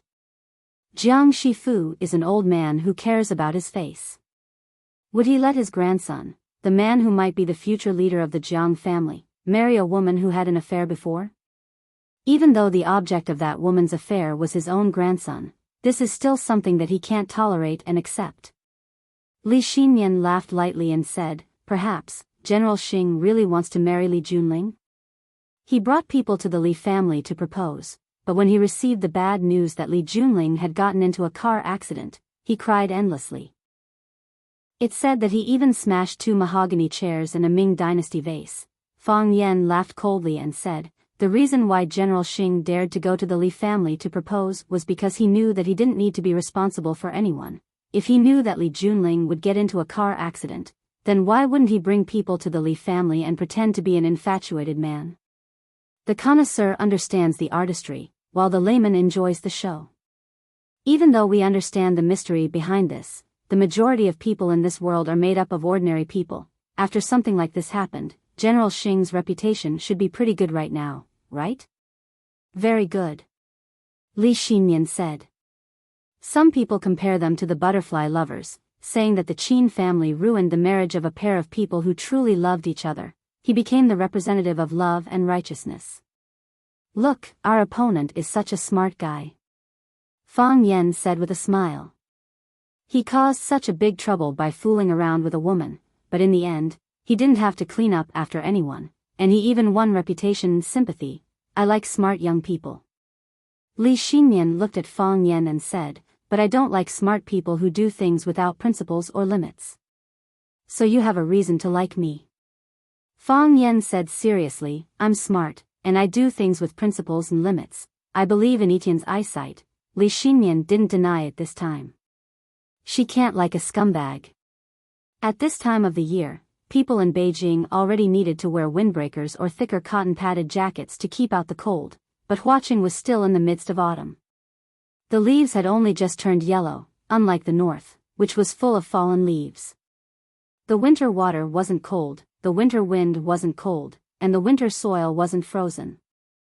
Huaqing was named after flowers, and bright flowers bloomed all year round. Even during the coldest time of the year, a thick sweater was enough to last them through the winter. On a desolate beach, among the withered reeds, a lone bird flew across the water, then disappeared into the reeds without a trace. Then, as if it was threatened, it flapped its wings and flew away. Deep within the reeds, the silhouettes of people could be faintly seen. They were lying there motionlessly, like hunters waiting to catch their prey. It's in front, a man's voice said. I see it, another man's voice said. How do we move? Together, of course I know we should move together. I just want to ask who's in front and who's behind. One in front, one behind. The honest voice sounded a bit impatient. You go from the front, I'll attack from behind. Why don't you go from the front, I'll attack from behind. Fine, I'll go from the front, you attack from behind. Why didn't you argue with me this time? While the fat figure was still talking, the thin man who always liked to argue with him had already charged forward like a bony snake. His figure was tall and thin, but his movements were very agile. He disappeared into the reeds in an instant. This guy, the fat figure sighed, then turned into an agile, wild boar, and also charged towards the row of makeshift houses by the sea. Regardless of whether it was a large building or a marine project, they would first hire workers to build makeshift houses near the project as a temporary command post and resting place for the workers. This place was originally meant to be a port, but for some unknown reason, the port project was stopped, and the makeshift houses lost their purpose. Perhaps due to other considerations, the makeshift houses were never demolished. Enduring the wind and waves, but also taking in seabirds and crabs. The two of them moved quickly, and after a few difficult stealth movements, they had already moved to the side of the makeshift house. They hid behind a small clump of reeds, and after their eyes met, their bodies rushed forward like arrows or pigs released from bowstrings. When they were about to reach the door of the makeshift house, they ran back at a speed 10 times faster than when they left. Whoosh! Countless assassins in black appeared around them. Chapter 8:16. The men in black were like a group of well-trained ghosts. They quietly crawled out from the roof of the prefab house and the reeds. They formed a fan-shaped encirclement. Other than the path they came from, the other 3 paths were all blocked by them. They gave you 2 choices, run or die. Of course, this was under the condition that you could escape. If you couldn't, you would die. According to Fang Yingying and Fang Haohan's style, they would fight if they could win, and run if they couldn't. When Fang Yingxiong was about to run back into the reeds with his butt in the air, he noticed something unusual around him. Fang Haohan did not follow. Instead, he stopped at the edge of the reeds. Then, step by step, he walked in the direction of the makeshift house, toward the men in black.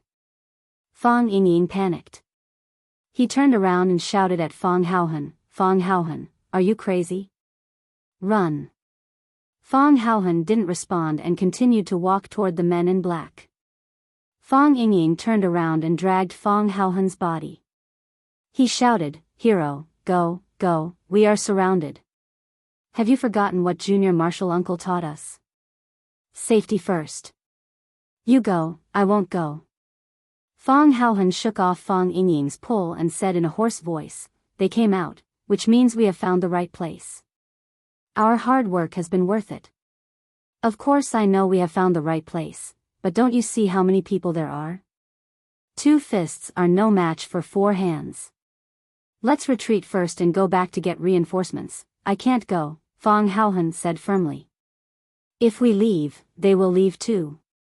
Didn't we spend so much effort to find them just for this moment? As Fong Haohan spoke, he was already standing not far from the group of men in black.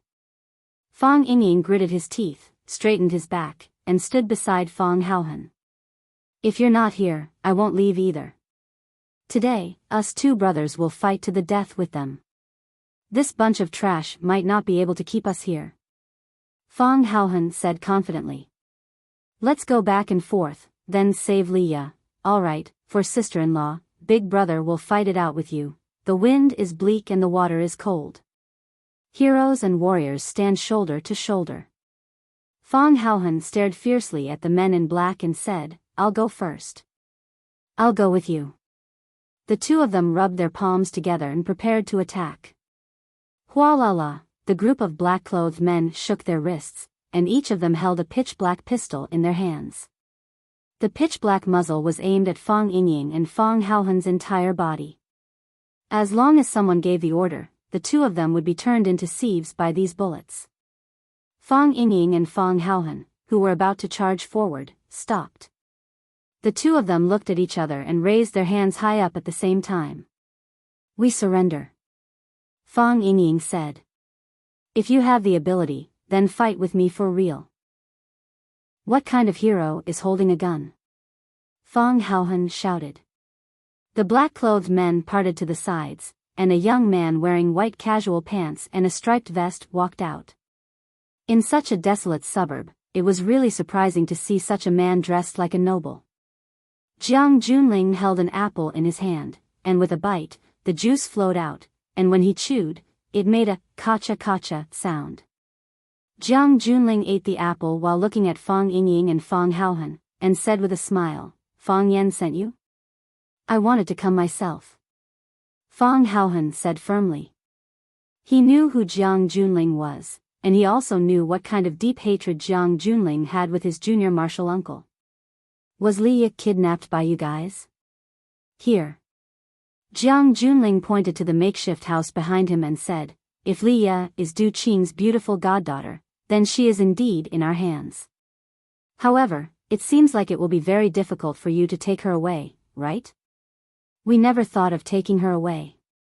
Fong Yingying said righteously, we just want to be with her. Fong Haohan looked at Fong Yingying in dissatisfaction, feeling that he had stolen his lines, and said, Yes, we just want to be with her. Jiang Junling chuckled as he looked at the two of them, and said, as expected of someone from the Fong family, you guys are exactly the same as Fong Yan. Hearing Jiang Junling praise them for being exactly the same as junior martial uncle Fong Yan, Fong Yingying and Fong Haohan both revealed smiles on their faces. But thinking about their current situation, the smile on their faces instantly disappeared. We want to meet Liya. Fong Haohan said. Fong Yingying pointed at Fong Haohan and said, the main thing is that he wants to see Liya. It doesn't matter if I see him or not. But it would be best if the three of us could be arranged together. Alright, since you guys have already made such a request. Jiang Junling threw away the apple core in his hand, took a towel from a black-clothed man and wiped his hands, then said with a smile, For my old friend Fong Yan's sake, I will not satisfy any of you.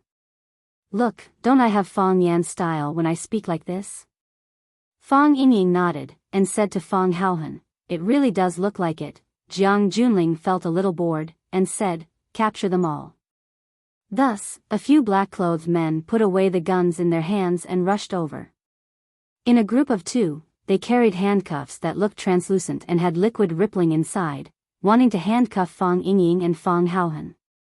No need to go through so much trouble. A hearty man's voice was heard. If you cuff them now, you will have to untie them in a while. Why bother? The reeds parted, and a man with long hair walked out with his head held high. Bai Li Lu. Fong Yingying was overjoyed. He waved at Bai Li Lu and shouted, We are here, I see you. Bai Li Lu glanced at Fong Yingying and said, You're so big, it's not easy to not see you. Bai Li Lu walked straight to Jiang Junling, and said with a smile, Young Master Jiang, it's not the first time we've dealt with each other. I know your personality, and you also understand my temper. I'll take them away, and we'll discuss other things slowly. How about it? Give me a reason. Jiang Junling looked at Bai Li Lu, and said with a smile, why? Because I'm standing in front of you. I'm afraid this reason won't convince me. Jiang Junling shook his head and refused. Even if you were standing in front of me, you wouldn't be able to take them away. When he said this, 1/3 of the black-clothed men turned their guns and aimed at Bai Li Lu. Some of them took out silver-white disc-shaped objects, which could blast Bai Li Lu, Fang Yingying, and Fang Haohan into thin air. Genetic bomb. Bai Li Lu pursed his lips, and said with some annoyance, these things again. Fang Yingying was shocked, thinking that Bai Li Lu did not know the danger of these things, and quickly reminded him, Big brother Bai Li, when those things explode, it's very terrifying. Even rocks can melt into ashes. I know. Bai Li Lu said with some impatience, a long time ago, your junior martial uncle reminded me that when I encounter these things, I should either kill the person directly or run far away to avoid being killed by them. I want to run far away, but I still have to save you two idiots. What do you think I should do? Fang Yingying and Fang Haohan thought about it seriously, and also began to worry about Bai Li Lu's situation. Jiang Junling looked at Bai Li Lu with a smile and said, it's the people from Swallow Dock again. I really hate the people from Swallow Dock more and more now. Last time we parted at Lotus Temple, I thought there would be a chance to see you again. I didn't expect you to deliver yourself to me. Bai Li Lu, do you think I don't dare to kill you? Of course you dare to kill me. Bai Li Lu said carelessly, you are a scum who has no father or son and was expelled by your own family. What kind of things can't you do? Is there anything you don't dare to do in this world? Is there someone you don't dare to kill? It's good that you understand. We all know each other well, so there's no need to waste your breath. Jiang Junling's eyes were full of murderous intent. He was ready to kill. As long as he gave the order, the group of men in black behind him would be able to use Bai Li Lu, Fang Yingying, and Fang Haohan as targets. There was also a group of masters scattered on both sides. They were the high priests that Jiang Junling had won over before. Later, because of his downfall, a group of them left, including the blind fisherman and the Xing-Yi master Bao Shi. The blind fisherman left because of the estrangement between him and Bao Shi, and it was purely because he couldn't get what he wanted from him. However, there was still a group of masters whose lives were in his hands, and who had to work for him stayed by his side. Even if Bai Li Lu and the others were not killed by the random gunshots, occasionally a fish that slipped through the net would be attacked by the group and chopped into meat paste. After Jiang Junling left the Jiang family, he became a lonely ghost wandering in the wilderness. He looked miserable and pitiful, but it also freed him from the shackles brought by his identity. He could use all kinds of means to achieve his own goals unscrupulously. For example, now, he unabashedly took those murderous maniacs, members of the arsenal who had the most sophisticated weapons with him as bodyguards. If it had been in the past, it would have been a big taboo. Don't be impulsive. Bai Li Lu waved his hand and said with a smile, I know what you want to do, but I advise you not to be impulsive, oh? Jiang Junling looked at Bai Li Lu and smiled gently and comfortably. He said, although I really don't have any entertainment on this seaside, when I'm tired of playing a game, I naturally want to give up and change to another game. If you don't have any more fun games, then I can only say goodbye forever. There really is. Bai Li Lu said with a serious face, I know you like playing games. Today, I'll play with you to the fullest. He clapped his hands, and there was a slight whistling sound. That sound was very strange, like a buzzing sound in the air. It was not very clear, but everyone present could hear it. When this sound rang out, a scene that made people's scalps tingle appeared. Countless venomous snakes rushed out from the reeds. They entangled with each other and hissed. They were so densely packed that they blotted out the sky and covered the earth as they swept towards them. Chapter 8:17. This was a snake disaster. It was the first time many of them had seen so many snakes and so many different kinds of poisonous snakes gathered together.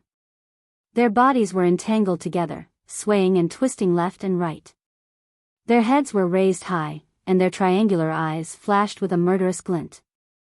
They opened their mouths and spat out their long or short venomous tongues. When they slid, their abdomens rubbed against the grass, making a hissing sound. Countless venomous snakes swarmed in from all directions, treating everyone in the encirclement as their sumptuous meal. A man wearing a gray cloak appeared. His head was covered with a wide black hat. His face could not be seen clearly, but his gloomy and sinister aura could be felt. He was holding a flute-like instrument in his hands, and the buzzing sound came from that instrument. Whoosh! Someone among the black-clothed men took out a silver disc and threw out a few of these weapons. No matter how many poisonous snakes there were, they would be corroded into air. Look, I have helpers too, Bailey Lu looked at Jiang Junling and said, and I have the advantage in numbers. Jiang Junling smiled and looked at Bailey Lu. He pointed at the poisonous snakes and said, do you think that these few poisonous snakes can threaten me? If I just throw a few cockroach number 5, I'm afraid more than half of these poisonous snakes will die, right? Even if there are a few that escaped, I'm afraid they won't have the guts to act violently. Jiang Junling shook his head and said, if it's just this kind of game, then it's really regrettable, it's too easy to clear the game. Instead, it makes people lose interest in playing. What if I tell you that many of the poisonous snakes in the snake formation have miniature bombs installed on them? Bailey Lu laughed and said, although the power of those miniature bombs is not as powerful as your cockroach number 5, if they explode together with the cockroach number 5, the scene will be spectacular, right? Bailey Lu pointed at Jiang Junling and said, you, everyone around you, and me, I'm afraid that no one here will survive. Jiang Junling still had a mocking smile on his face and said, do you think I will believe that? If I were you, I wouldn't believe it either, Bailey Lu said. But I don't want to prove anything to you. What should I do? Aren't you afraid of death? It's not that I'm bragging, but our Bailey family doesn't have long lives. The more talented they are, the shorter their lifespans. This is because there's no way to cross the threshold of the heavenly Tao realm. Most of them go mad before they die. My talent is the highest in the Bailey family over the centuries. I believe that if I don't step into the heavenly Tao realm, I'll die soon. Before I die, I'll do something good for my friend and perish together with the opponent he hates the most. I believe he'll be grateful to me for life, right? Jiang Junling's face turned gloomy as he said, this kind of negotiation method is really original. I really don't know how to refute you. But, if I let him go just because of your threat, won't it be a joke if it gets out? This is the problem you need to consider. Others can't help you.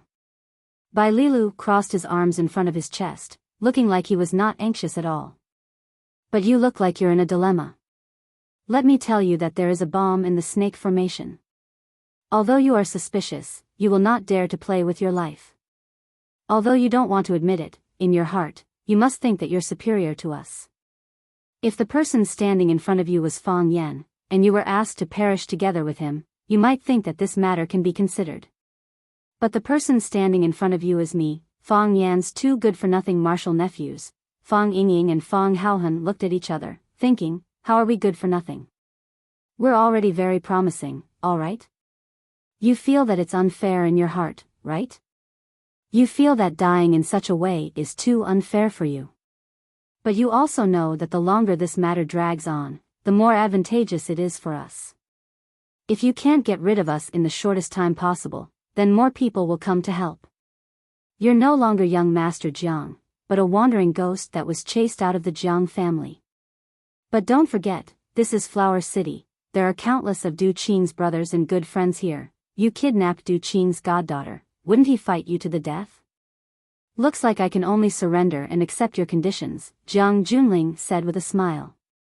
We can also fight to the death and perish together. Jiang Junling looked at the Snake Lord, who was playing the instrument to control the snakes, and said sarcastically, your master died in the hands of Fang Yan. I didn't expect that you would eventually become a lackey under Fang Yan. If the previous Snake Lord knew that his disciple was so spineless, he would have regretted passing the position of Snake Lord to you. The Snake Lord stopped playing, and the venomous snakes began to gather around him. These pointy monsters and the group of black-clothed men with sharp weapons in their hands formed a standoff. The Snake Lord looked at Jiang Junling and said, "My current name is Fang Shida. I am a member of the Fang clan. Oh. Fang Shida, a good name." The sarcasm on the Snake Lord's face became even stronger. "You're wrong." The Snake Lord looked at Jiang Junling and said, "Even if my master was still alive and knew that I was working for Fang Yan, he wouldn't be disappointed in me. You don't understand snakes, and you don't understand the lineage of the Snake Lord. Although we are the Snake Lords, in the eyes of humans, aren't we still beasts that can't be shown in public? You, and the people around you, when did they ever see us as humans? Including my master, when he was working for you, didn't you also see him as a killing weapon, a beast that you ordered around? I'm different. I can sense Fang Yan's kindness, and I know that he is sincerely thinking for my sake. He returned me the snake eye long ago, and as long as I am willing, I can leave or rebel at any time, but it is also because of this that I know that he sees me as a friend, as a brother. I have freedom, I have dignity, and I can also feel warmth from humans. I already have much more than my master, so how could he regret passing the position of Snake Lord to me just because I'm living so well? Didn't we pass down the torch so that one day, the Snake Lord lineage can be upright and honorable people?" The Snake Lord still spoke with a thick Xiangxi accent, and because he didn't usually speak much, his ability to express himself was a bit shaky. However, because every word he said came from the bottom of his heart, it made others feel that he was very sincere and that every word he said was from the bottom of his heart. He was very satisfied with his current state, and he was very grateful for everything he had right now. Clap, clap, clap. Jiang Junling applauded again and again, then looked at the Snake Lord and said, "Then I really have to congratulate you." "Let him go," the Snake Lord said coldly. He stared at Bai Xiu with his snake-like triangular eyes and said, "Or be torn to shreds by them. After hearing what you said just now, I feel that you and Fang Yan are really a pair of brothers who have gone through life and death with each other. I'm so envious." Jiang Junling chuckled and said, "But as a brother, you're living a comfortable life. Haven't you thought about your poor little sister?" Jiang Junling clapped his hands and said, "Bring her out."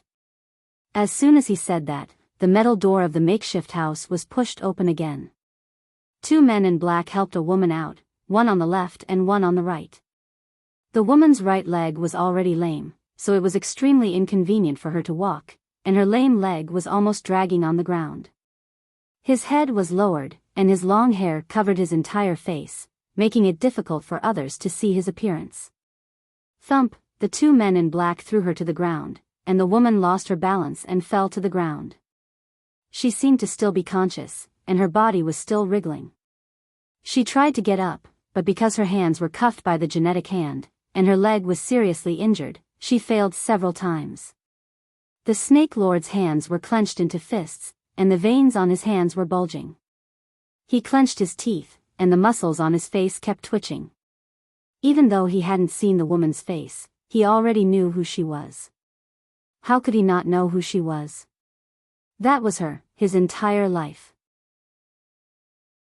He had always thought that they would live together forever, 1 life, 2 lives, 3 lives, or even 10 lives without being separated. But she fell in love with a man who shouldn't have loved her, and he himself was heartbroken by him. He thought that the two of them would never meet again after the last time they parted.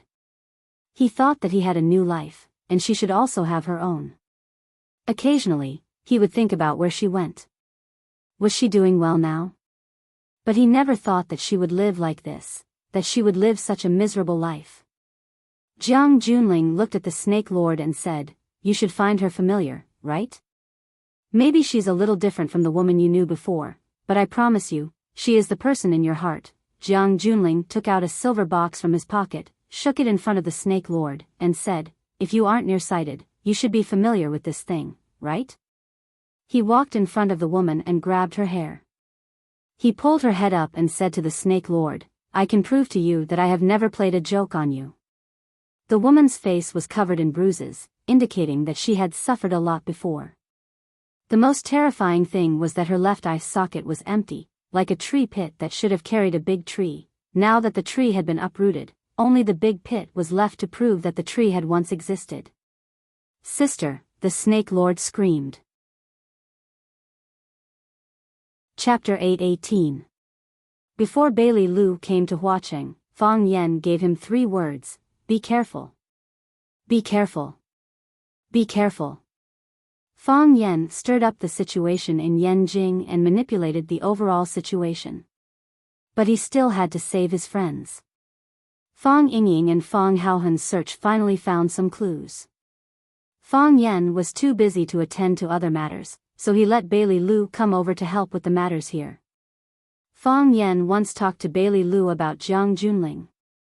His evaluation of Jiang Junling was, Jiang Junling is above average, and he has no bottom line. Bailey Lu thought for a few seconds and finally understood the subtext of Fang Yan's words: Jiang Junling is a smart bastard. Bailey Lu was not afraid of bastards. No matter how stupid they are, they can't beat his miraculous fist. But he was afraid of smart people. Smart people are much more terrible than bastards. When he saw Jiang Junling applaud, he knew that he was ready to use his ultimate move. Isn't it always like this in TV and movies? Sure enough, when the general revealed his trump card, he immediately got rid of one of his generals. Fang Wang was a general who truly held real power. The thousands of troops and thousands of poisonous snakes under his command were the key to their victory on this trip. If Snake Lords surrendered, they would be in a disadvantageous situation again. "Sister!" Snake Lord screamed in a sad voice. Even though he had already decided to sever all ties with them, when he saw his sister being tortured and even having one of her eyes dug out by them, he felt as if hundreds of bugs were gnawing at his heart. He still felt so uncomfortable that he hovered between life and death. Hearing Snake Lord's voice, the woman in black finally raised her head and looked over. One of her eyes was empty, and the other was covered by messy hair. It was muddy, brown, and bloodshot. She looked like a horrible monster. "Brother," she called hoarsely. Her voice was dry, as if she hadn't spoken for a long time. Before she could even say the word brother, her remaining eye socket was already filled with tears, and large drops of tears rolled down her cheeks. "Are you okay?" Seeing his sister's expression, Snake Lord felt even more uncomfortable. She called him brother again. She admitted their relationship again. In that dark and despairing childhood, they were the only light in each other's eyes. In the bone-chilling winter in the mountains, the two of them snuggled up to each other for warmth. They faced death together, as well as the challenges of various poisonous snakes. One became the Snake Lord, and the other became the Snake Lord's sister. They were 2 humanoid monsters, 2 venomous snakes that could speak the human language. However, how could they fall in love with humans? In the eyes of humans, they were just monsters and venomous snakes. "Brother!" The woman in black called out again. Her voice sounded even more miserable as she sobbed. Snake Lord stared at Jiang Junling fiercely and said, "Let her go. It seems like you two know each other." Jiang Junling played with the small silver box in his hand and said with a smile, "This is the only way to make this game fun." Jiang Junling raised the small box in his hand to the Snake Lord and asked, "You should know what this is, right?" Snake Lord knew, but he was unwilling to answer. Because the answer to this question was too cruel for them. "This is your sister's eye, which is also what you call the snake's eye." Jiang Junling put the silver box under the sun and raised his head to look at it carefully. He said, "It is said that if you control the snake's eye, you can control the fate of a snake slave." "Oh, you call yourself the Snake Lord. That's not important. You can call yourself anything." "I've never believed this saying. I think it's mostly made up. Why don't we do an experiment with this eye today? Don't hurt her." Snake Lord shouted anxiously. "Huh?" Jiang Junling looked at Snake Lord seriously and said, "It seems that the rumors are true. But why don't I hurt her? You can hurt me, so why can't I hurt her? You're not my friend, right? If you're willing to be my friend, then I'll take the initiative to give you this eye. Don't be fooled by him. Bailey Lu hurriedly stopped him. He didn't know much about Snake Lord, so he didn't know what kind of person he was. Although Fang Yan had told him to believe his words, if he was instigated by Jiang Junling, these poisonous snakes would turn around and become sharp weapons against them. At that time, it would be too late to cry. Fang Yan, don't listen to his lies. How did they use your sister in the past? What was the result? How did they treat your sister after she was no longer of any use? If you stand on his side today, you'll soon end up like your sister. At that time, not only will you not be able to save your sister, but you'll also lose your life. I understand. Snake Lord glanced at Bailey Lu and said in a hoarse voice, I understand. I know what kind of people they are, and I know what they want to do. In their eyes, we're just playthings that they can manipulate. That's how my master died. My master's master died the same way. They know the skills of us snake keepers, so they secretly sent people to Shangxi to look for us. They never treated us as human beings. Except for Fang Yan, no one treats us as human beings. Bailey Lu was speechless. For a long time, he actually had a strong rejection of Snake Lord in his heart. He always felt that this person was very dirty and very poisonous, different from the warriors who practiced martial arts in the open and aboveboard. They walked the unorthodox path. According to martial arts novels, they belonged to the evil path, and they were the targets of the righteous people who wanted to be eradicated. She hadn't expected Fang Shi to be fully aware of all this, but he had never shown any signs of abnormality. Perhaps in his heart, it was enough to have Fang Yan's approval. But, she's my sister. I can't not save her. Snake Lord said firmly. What a deep sibling love. This kind of brother is touching. Jiang Junling said with a smile. You're an expert in raising snakes.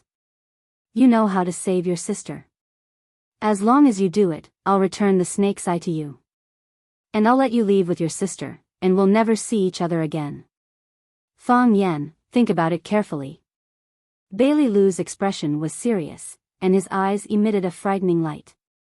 If they were bitten by this venomous snake today, their entire army might be annihilated. Fang Yan, how can you do this? Have you forgotten what Junior Marshal Uncle did to you? Fang Yingying shouted. You traitor! A snake is a snake. It can never be as loyal and unyielding as a human. Fang Haohan hated this kind of despicable behavior to the bone. How could he betray someone just because he wanted to? Snake Lord's eyes were filled with pain, and the yellow muscles on his face kept twitching. His body slowly lay down, and his eyes looked at his sister who was sitting on the ground. He made hissing sounds. Snake Lord's younger sister was also lying on the ground, hissing in the same manner. Their movements were like snakes, and their voices were like snakes. At first glance, it seemed like two human-shaped snakes were talking in snake language. Hiss, hiss, hiss, hiss. Snake Lord's eyes were filled with tears. Hiss, hiss, hiss. Snake Lord's sister nodded at her brother, and her surviving eye was also crying. Hiss. Snake Lord made a very sharp sound. Hiss. Snake Lord's sister responded with the same sharp sound. Snake Lord looked at his sister with gentle and loving eyes, and a buzzing sound came from his mouth. A fiery red scorpion crawled out of Snake Lord's body. The scorpion shook its head, as if it had just woken up. Snake Lord's sister smiled happily, as if the fiery red scorpion was a good friend she hadn't seen for many years. She stretched out her hand to the scorpion. The scorpion looked at Snake Lord, and quickly crawled towards Snake Lord's sister. Then, it jumped and stood on the palm of Snake Lord's sister. Hiss, hiss, hiss. Snake Lord's sister said something to the scorpion. The scorpion made a hissing sound, and its body retreated as if it knew something terrible. Snake Lord's sister held the scorpion tightly, and then stuffed its head and body into her mouth. Hiss, hiss, hiss, the scorpion's tail swung desperately, and it used its poisonous stinger to slap Snake Lord's sister's face and other parts of her body. Snake Lord's sister looked at Snake Lord, and her face was filled with joy and reluctance to part forever. Kacha, a crisp sound was heard. Fire Scorpion's tail slapped even more fiercely, and then it raised high, maintaining that posture, and could no longer be put down. Snake Lord's sister's face showed a painful expression, and dark red scorpion blood flowed out of the corner of her mouth. Kacha! Kacha! She chewed hard, and then rolled the whole scorpion into her mouth and swallowed it. Gulp! Her throat squirmed, and then her body swelled up like an inflated balloon. Paw paw paw. Her body made a sound like popping beans, and the blood in her body seemed to be boiling. Blood flowed out of her 7 orifices, and the blood that flowed out was steaming and bubbling. Brother! Snake Lord's sister's body softly collapsed to the ground, and her weak eyes were still tightly grasping her brother.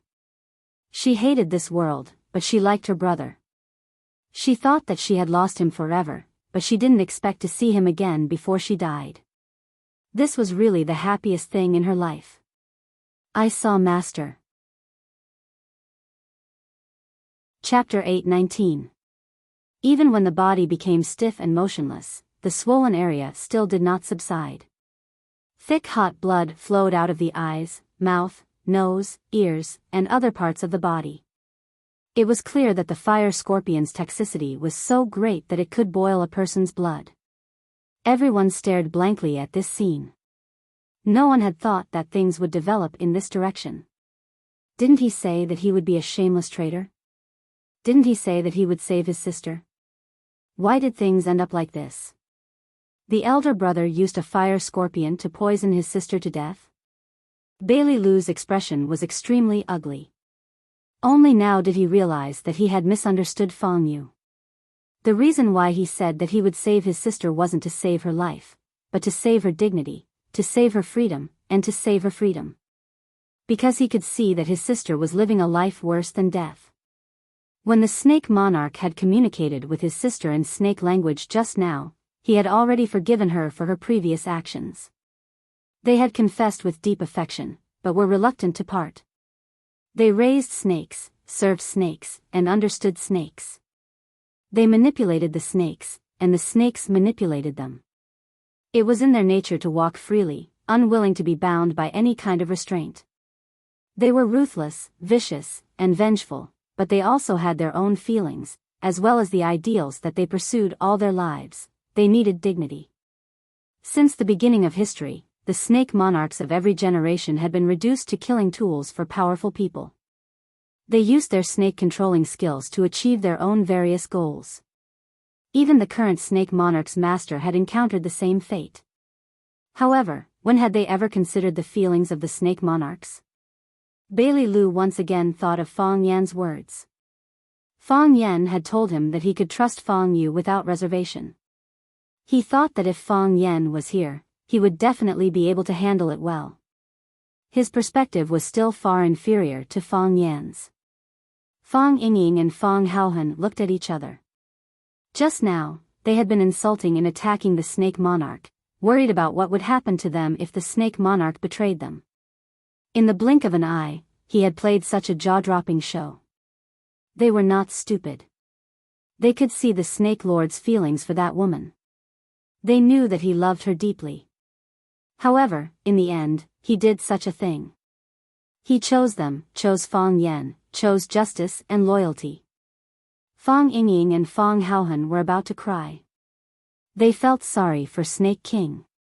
They also sympathized with the Snake Lord because they knew that the Snake Lord's only family member was dead. Of course, they were now very willing to be the Snake Lord's family member. Jiang Junling's face turned livid. He stared at Snake Lord with sharp eyes and said in a cold voice, "Are you kidding me? Do you know that? You missed your last chance to save your sister and yourself. I'm not messing with you." The Snake Lord was still kneeling on the ground, staring at his sister without blinking. His sallow face was filled with grief. I know what kind of person you are. I've heard too much about people like you before I've even met you. In this world, there's nothing you can't do. If I stand on your side today, my friends will be killed by you. You won't let me go, and you won't let me leave with my sister. Maybe my sister can live for the time being, but she won't live for long. Because when you find that I'm of no use to you, you'll throw me away with her, just like you did to my sister before. My sister will die, and I will die too. It's just a matter of time. It's just that the time of our death will be after we've been manipulated by you to do more evil things. Jiang Junling's eyes were as cold as ice. He stared at Snake Lord's body as if he wanted to pierce countless holes in it. So, you didn't hesitate to kill your sister with your own hands? No, I didn't want to kill her. She wanted to die. Snake Lord finally raised his head, looked at Jiang Junling, and said, she was full of hope for life and yearned for the outside world. The last time we met, she fought with me for a man. She said that she wanted to stay outside. She didn't want to go back to the gloomy and uninhabited mountain village. But she regretted it. Just now, she told me that she regretted coming out. She hoped that she could stay in the deep forest for the rest of her life. She didn't have to face anyone, nor did she have to hide from anyone. She didn't have to always feel that she was inferior to others. She didn't have to accept people looking at her as if she were an animal. She was more willing to be with those poisonous snakes and beasts, because she said that they were 100 times, 1,000 times kinder than humans. Snake Lord got up from the ground and patted the dust off his gray robe. He looked at Jiang Junling and said, now, let's put an end to it. Put an end to it? Jiang Junling sneered. What right do you have to put an end to it? What right do you have to say that to me? Who do you think you are? You are nothing but an ugly stinking bug. Snake Lord? That's the biggest joke in the world. Do you think that you sacrificed yourself for Fang Yan? Do you think that if you choose to stand on their side, they will be grateful to you and see you as one of them? Dream on. Jiang Junling pointed to the Snake Lord's sister on the ground and said, you just poisoned your own sister for them. You made a huge sacrifice for them, but do you think they will avenge you? If, and I mean if, when you want to take revenge, they are not willing to stand on your side, and instead stop you and make you give up on the act of revenge, what will you do? Jiang Junling had a strange smile on his face, like a demon luring the kind people to make mistakes. Invite our Miss Li out. Jiang Junling looked into the Snake Lord's eyes and said. Very quickly, the metal door of the makeshift house was pushed open again, and Leah, who was also handcuffed, was pushed out. Perhaps it was because Leah was still useful, but her condition seemed to be much better. Although her hair was messy, her clothes were untidy, her face was pale, and her face was haggard, but at least her limbs were still healthy and safe. Leah's eyes were lifeless, and only when she saw Fang Yingying and Fang Haohan did she shine with a strange light, and shouted excitedly, Fang Haohan. Then, he saw that Fang Haohan was also being held hostage, and became a hostage like him. Xiao Ya. Fang Haohan grinned. As long as he saw Leah, he would be extremely happy. Of course, this was a common problem for men. Seeing a beauty made them extremely happy. Why are you here? Leah asked. I'm here to save you. Fang Haohan said. Me too. Fang Yingying added. Then he smiled awkwardly and said, I almost succeeded in the rescue. Leah was already too lazy to talk to these two fellows. She had never even seen them before, how could she have the nerve to say that the rescue was almost successful? Looking at the current situation, did this look like a successful rescue? Also, what was going on with that pile of snakes? After experiencing this kidnapping incident, Leah was already used to many things. Even if she had to sit at the same table as a dinosaur tomorrow morning, she wouldn't be surprised. Jiang Junling looked at the Snake Lord and said with a smile, your sister is dead, and died in front of you. Do you really want to avenge her now? Jiang Junling threw the silver box in his hand onto the ground and stomped on it. Bang! Countless cracks appeared on the silver box, and dark brown blood flowed out. Jiang Junling looked straight into the Snake Lord's murderous eyes and said, "Come on, kill me. You deserve to die." The Snake Lord gritted his teeth and shouted. His clenched fists made cracking sounds, and he looked at the general's token with eyes that were about to bleed. The Snake Lord once again put the strange instrument to his mouth and blew it, making a whooshing sound. This time, the tone was much more intense than before, and the poisonous snakes that were controlled by the music became even more restless. They hissed and slithered towards Jiang Junling's direction. Jiang Junling grabbed Li Ya's hair and used her body to block in front of him. Jiang Junling looked at the Snake Lord coldly and said, "Come, as long as you dare to let those poisonous snakes near, I will blow them into pieces." "No." Fang Haohan said anxiously. I'm willing, big brother, please don't hurt Xiaoya." Fang Yingying was also very anxious, and said, "I'm willing, Li Ya is Du Qing's goddaughter. Du Qing is Junior Marshal Uncle's good friend. Junior Marshal Uncle hopes that we can save her. You must not act recklessly." Bailey Lu's mouth opened, but he couldn't say anything. He had already misunderstood the Snake Lord once, and in the end, the Snake Lord had poisoned his own sister to death in order to protect them. Now that the Snake Lord wanted to avenge his sister, could he stop him? However, if he didn't stop him, would he really let the Snake Lord control these poisonous snakes to attack Jiang Junling? And then watch helplessly as the general order blasted Li Ya into minced meat? If that was the case, how would he explain it to Fang Yan? How would Fang Yan explain it to Du Qing? Bailey Lu had heard from Fang Yan that Du Qing had voluntarily surrendered himself to the police for his goddaughter, but in order to protect Fang Yan and the others, he had gritted his teeth and refused to let go. He had suffered a lot in prison, and even his life was in danger. "Come on." Jiang Junling roared at the Snake Lord. "Come on, come and kill me. Didn't you want to avenge your sister? Why don't you do it? Just like how you just poisoned your own sister. Come on, do it." Chapter 820. What? Have you forgotten how your sister died? Don't you hate me anymore? Is this the backbone of the Snake Monarch Snake Slave clan? No wonder you can only be slaves, because you can't even stand up. You can only be reptiles forever. The Snake Monarch's eyes burned fiercer, and the whimpers from his mouth became louder. The poisonous snakes lost their minds under the influence of the song of the frightening snake.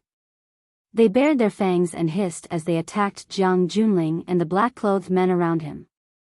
Pa! Some of the black-clothed men fired at the approaching poisonous snakes, smashing the huge snake's head.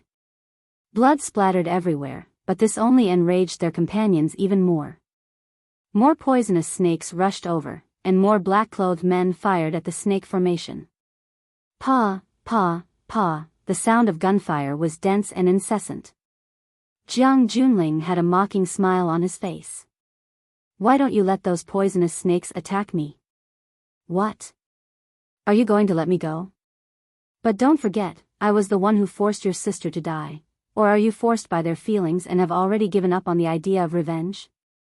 The Snake Monarch's forehead was dripping with sweat. The veins on his hand that was holding the instrument were bulging, and it was already trembling violently. The music he played was sometimes loud and sometimes soothing. The poisonous snakes sometimes advanced with bloodshot eyes, and sometimes looked around blankly, not knowing what to do. Everyone could see that Fang Wang was very hesitant at this moment. He wanted to kill Jiang Junling, and he had to kill Jiang Junling. Because that was the only way he could avenge his sister. But he couldn't kill Jiang Junling. Jiang Junling had Li Ya as a hostage, and he knew better than anyone how important Li Ya was. She was Du Qing's adopted daughter. Although there was the word adopted in her name, Du Qing regarded her as his own. Du Qing and Fang Yan were brothers. Du Qing was the reason why Fang Yan was able to control Flower City.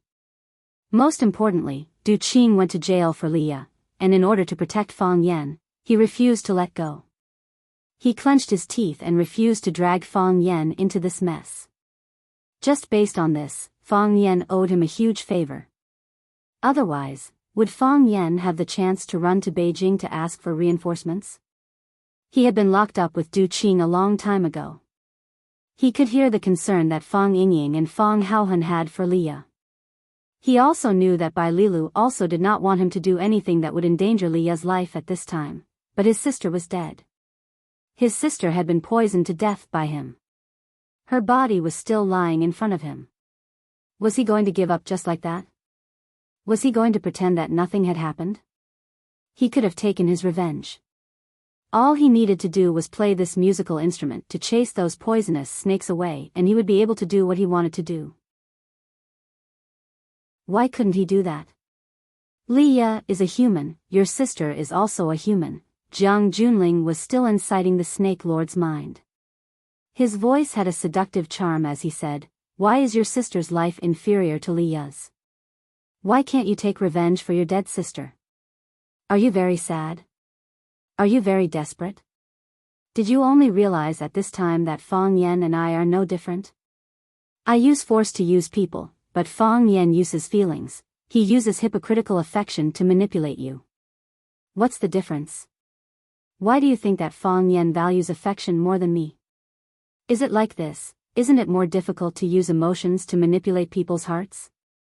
Jiang Junling, the Snake Lord, shouted through gritted teeth. He stopped playing, put the musical instrument to his mouth, and said fiercely, "I will let you suffer the pain of 10,000 snakes biting your heart." Jiang Junling shook his head and sighed. "Now that the opportunity is in front of you, you don't dare to do anything. What's the point of saying these threatening words? Aren't you just asking to be humiliated?" "Jiang Junling, don't go too far." Bai Lu knew that Fang Yan had made a decision. In the end, he still chose Fang Yan and chose to temporarily give up the hatred in his heart. For this man, taking a step forward represented bravery. But taking a step back represented wisdom. He chose wisdom and chose to look at the big picture.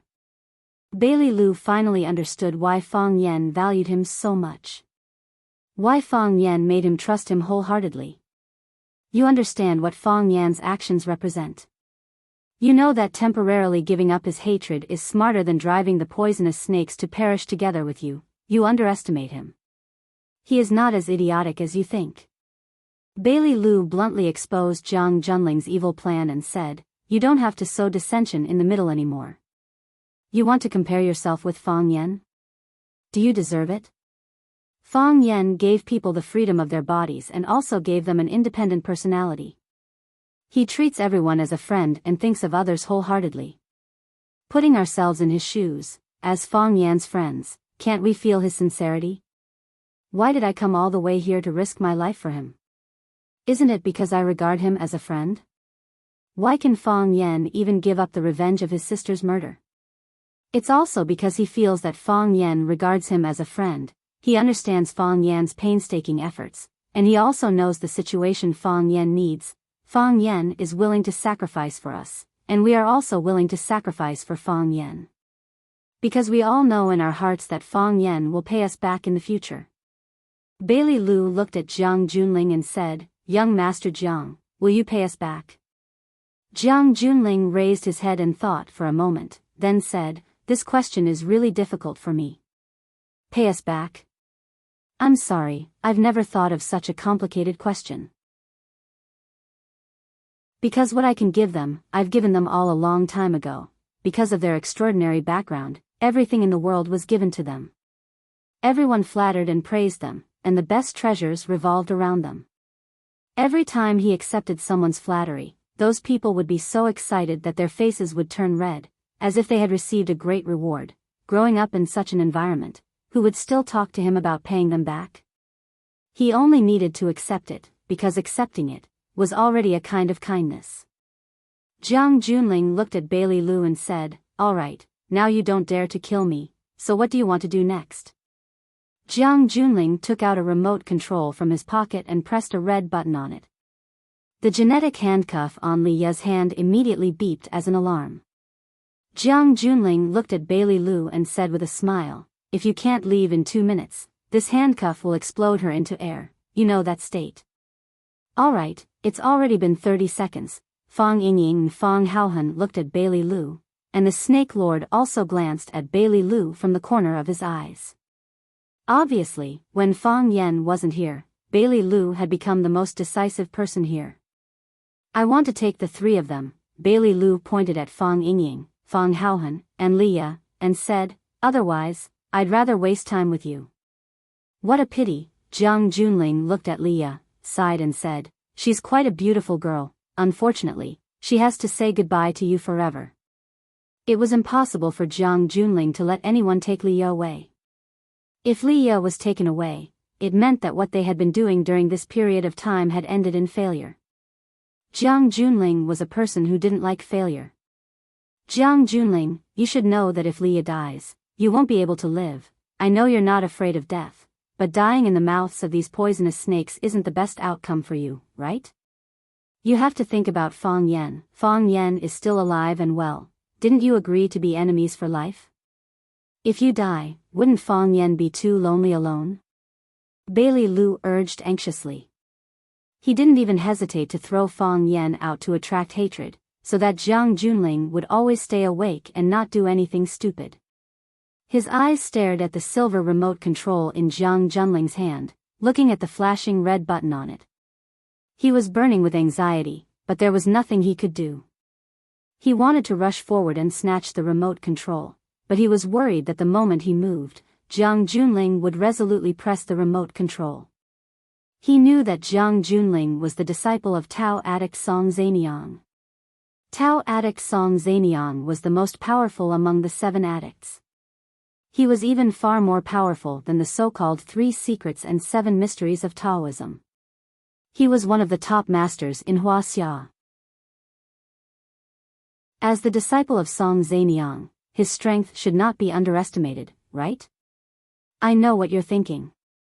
Jiang Junling stared at Bailey Lu and said in a sharp voice, "Believe me, before you do anything, Liya may have died in your hands. I don't want her to die, and I think you guys are the same, so, get out of here immediately. Take those disgusting poisonous creatures with you. Otherwise, I won't have time to cancel the bomb button." Screech. It was the sound of a sharp blade piercing through flesh. Jiang Junling's expression was horrified, and he looked incredulous. He looked down and found that a slender sharp knife had pierced through his chest, and the bleeding blade was exposed to the air. "How?" Jiang Junling's voice was filled with grief and indignation. There was anger, reluctance, and most of all, it was the unbearable betrayal. He had ambitions, he had a great goal, he still had a great revenge to take, and he still had a home to return to.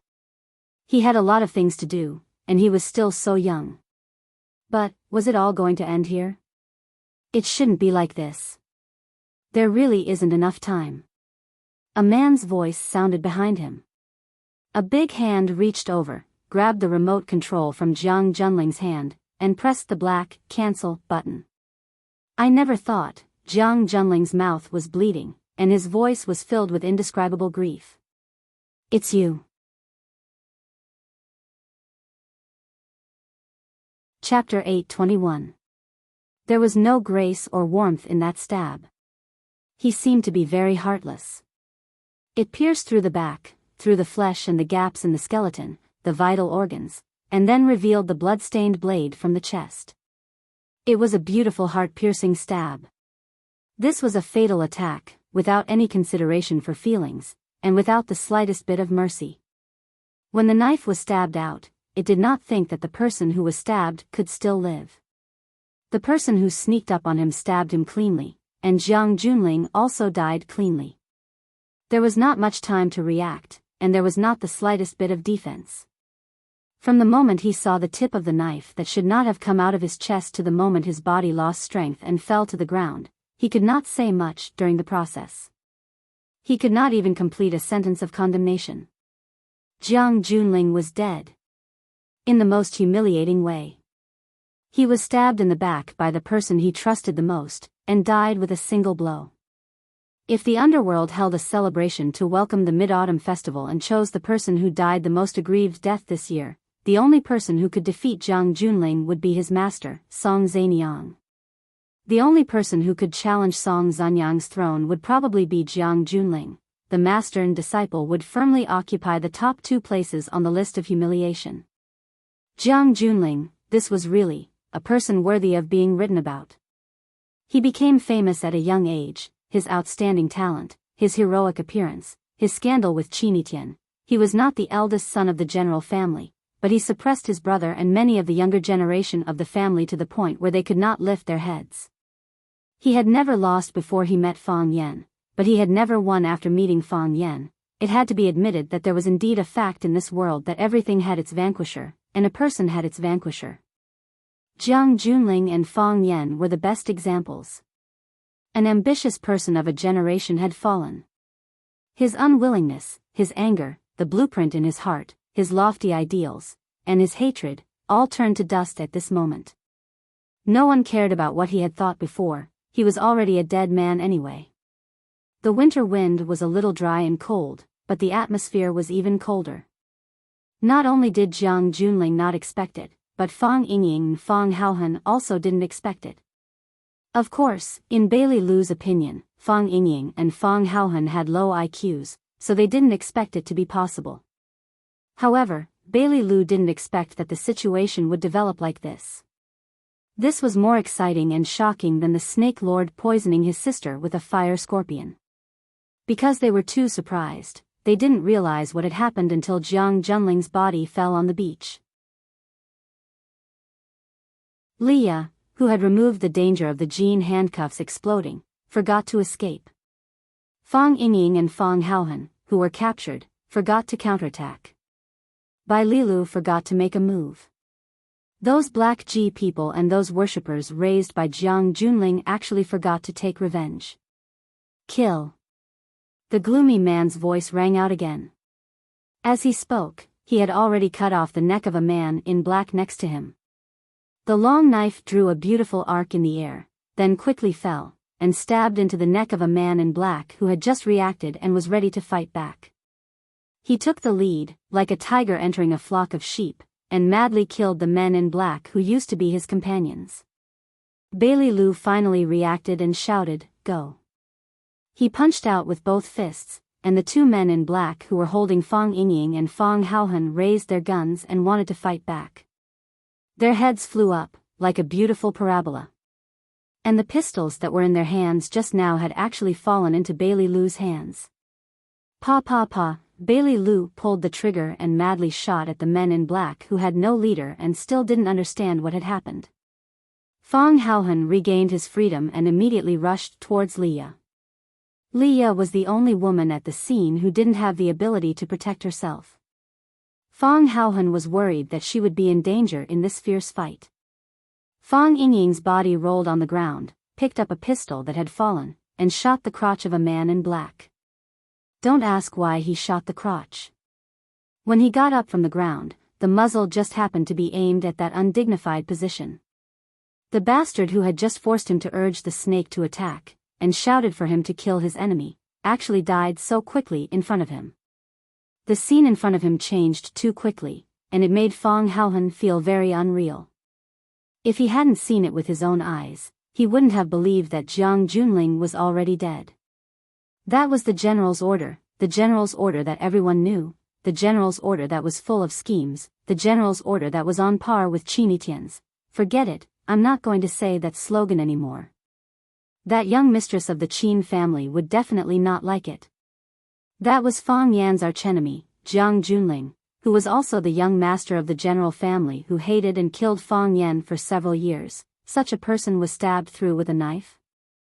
Even if he was also at the scene, Snake Lord couldn't believe what he saw. However, he still had to react. He said that he wanted Jiang Junling to suffer the pain of thousands of snakes biting his heart. A man should keep his word. If he said he would treat you to KFC, he would never treat you to McDonald's.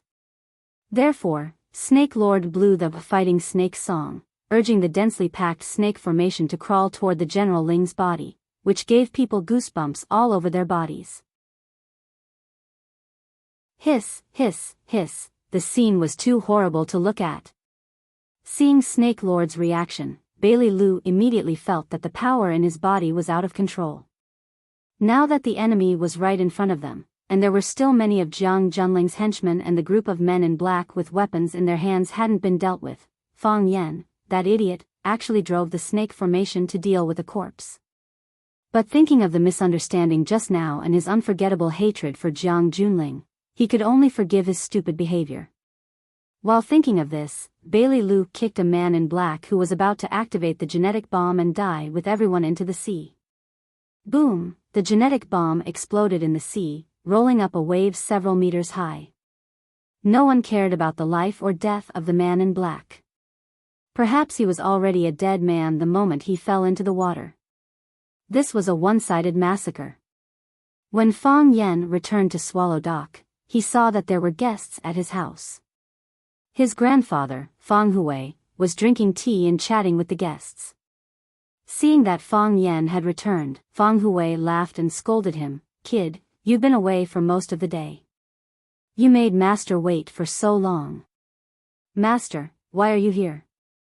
Fang Yan asked in surprise. He didn't expect that his master, Tianjizi, would come to Swallow Dock. Tianjizi's long robe fluttered in the wind, and he looked like an immortal.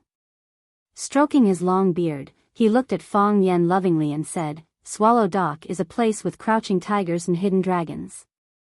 I've admired it for a long time, and I've finally come here. I've benefited a lot from the long talk with Elder Fang." Tianjizi's status in Jianghu was far higher than Fang Hui's, but Fang Hui was older. Therefore, Tianjizi's words were very respectful. Moreover, although Fang Hui's legs were disabled, his mind was active and his wisdom was as vast as the sea. Even a Daoist expert like Tianjizi might not be able to win any verbal advantage in front of him. Tianjizi said that he benefited a lot mainly because Fang Hui's way of thinking had affected his thinking. "You flatter me, Daoist. I'm old and muddle-headed. Please forgive me if I said something wrong." Fang Hui laughed and looked at Fang Yan, saying, "You master and disciple have a chat. I'll go to the backyard to accompany my bird." "Elder Fang, please wait." Tianjizi stopped him. Fang Hui was about to leave in his wheelchair when he heard Tianjizi's words. He turned around and asked, "What can I do for you, Elder Fang?" "Elder Fang, do you have a leg problem?" Tianjizi stared at Fang Hui's legs on the wheelchair and asked. "I've been disabled for many years," Fang Hui said quite frankly. He had long accepted this fate. "May I ask, what caused it?" Tianjizi continued to ask. Fang Yan's eyes lit up and he hurriedly answered, "Grandpa was a hero in Jianghu.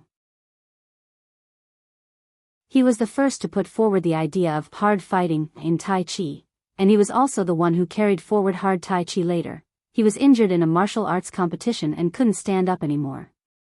"Master, can you save my grandpa?" Fang Hui's expression changed slightly, and then he asked with a look of surprise, "Is this true?" Tianjizi smiled without answering and said, "Can I have a look?" "As you wish." Fang Hui said with a laugh. "It's already rotten wood and withered branches. It's useless to keep it and inelegant to discard it." Fang Yan hurriedly went forward and rolled up his grandpa's trouser leg. Tianjizi squatted down and put 2 fingers on the inside of Fang Hui's leg. After a long time, Tianjizi said in a deep voice, "His vital energy has been cut off." The hope on Fang Hui's face turned into disappointment, and then returned to normal in an instant. He said with a smile, "Thank you, Elder Daoist. I've been paralyzed for many years, and I don't have any expectations. When I was paralyzed, I always fantasized that I could stand up. I went everywhere to ask for medicine, hoping for a miracle. But later, I was disappointed too many times, and my heart became cold. Sometimes, people have to accept their fate." Fang Yan didn't give up. He looked at Tianjizi and asked, "Master, can you save him?" "It's not impossible." Tianjizi said with a smile. "Let me have a try." Old Master Fang Hui's eyes widened again. Was this master and disciple playing with this old guy? Just now, he had already said that his vital energy had been severed, which sent chills down everyone's spines. Not only that, he even said that it was fine and that he wouldn't mind. As a martial arts madman who viewed martial arts as his life, how could he not care about such a thing? He had already accepted his fate, so why did he say that it was not impossible? If it weren't for the fact that the fall guy was his grandson, he would have suspected that the old Taoist was here to cheat him of money. Was there any lack of such things in the news? Those fake monks and Taoist priests specifically targeted old people like him. Chapter 8:22. Don't be full when you eat, and don't be full when you speak. Fang Yen knew that Master Tianjizi was holding back. Since he was willing to help his grandpa's leg disease, it proved that he was sure that he could cure his grandpa's paralysis. At least it would improve his legs.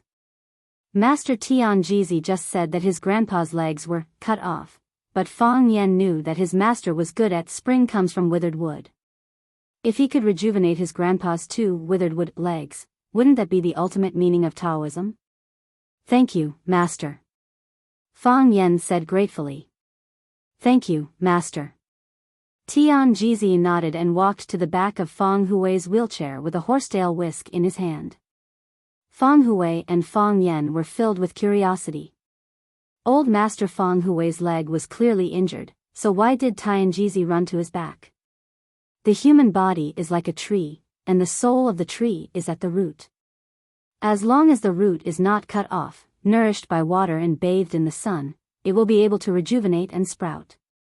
Tianjizi understood Fang Yan's doubts and explained aloud. Those who only know how to treat the head and legs are unqualified quacks. Most head diseases can be treated and improved in the soles of the feet. There are many acupoints on the soles of the feet, and each acupoint corresponds to the major organs of the human body. This is also the principle of barefoot health. Tianjizi held the horsetail whisk in one hand and put the other hand flat on the top of Fang Hui's head. As I said just now, Mr. Fang's legs are cut off, and it is very difficult to treat the disease from the legs. Because it is difficult to bear force there, and it is even more difficult to transfer qi. In this way, you can only get twice the result or return without any results. Tianjizi's words were quite instructive to Fang Yen. He glanced at Fang Yen and said, "You must remember." Fang Yen said respectfully, "I understand." Tianjizi nodded and didn't move, but a green light appeared in his palm. The cyan light enveloped the top of Fang Hui's head, as if it wanted to open a hole there and drill into it. A few seconds later, Fang Hui's forehead was covered in sweat. Half a minute later, Fang Hui was sweating profusely. Even his clothes were soaked. Fang Yen was surprised, but he did not disturb him. He was afraid that he would affect his master's treatment because he knew better than anyone else how much his grandfather wanted him to stand up. When Mo Qingdi's tendons were cut, he said that he hated himself for not being able to stand up. When the Fang family was looked down upon and bullied, he said that he hated himself for not being able to stand up. When Fang Yan's father, Fang Yixing, died in battle at the entrance of Swallow Dock village, Fang Yen carried his father's corpse home. That day, Grandpa sat in the wheelchair and didn't say a word. However, Fang Yen would never forget the look in his eyes at that time. His eyes were filled with grief, despair, great guilt, and deep hatred. It was a pair of blood-red eyes. There were no tears, but it made everyone who saw it want to cry. It was also because it was difficult to forget that pair of eyes that Fang Yen blamed himself during the 3 years he was guarding his father's grave. If he had been a little earlier, if he had been a little faster, would he have been able to save his father? Would he have saved Grandpa from the most painful thing in life, where he had to see his son die before him? About 2 minutes later, Fang Hui's body began to tremble. He clenched his teeth to prevent himself from groaning in pain. His hands on the wheelchair kept trembling. His legs, which had been immobile for many years, also began to move. Although it was very small, it was still obvious that they were trembling. They moved. Fang Yen looked surprised.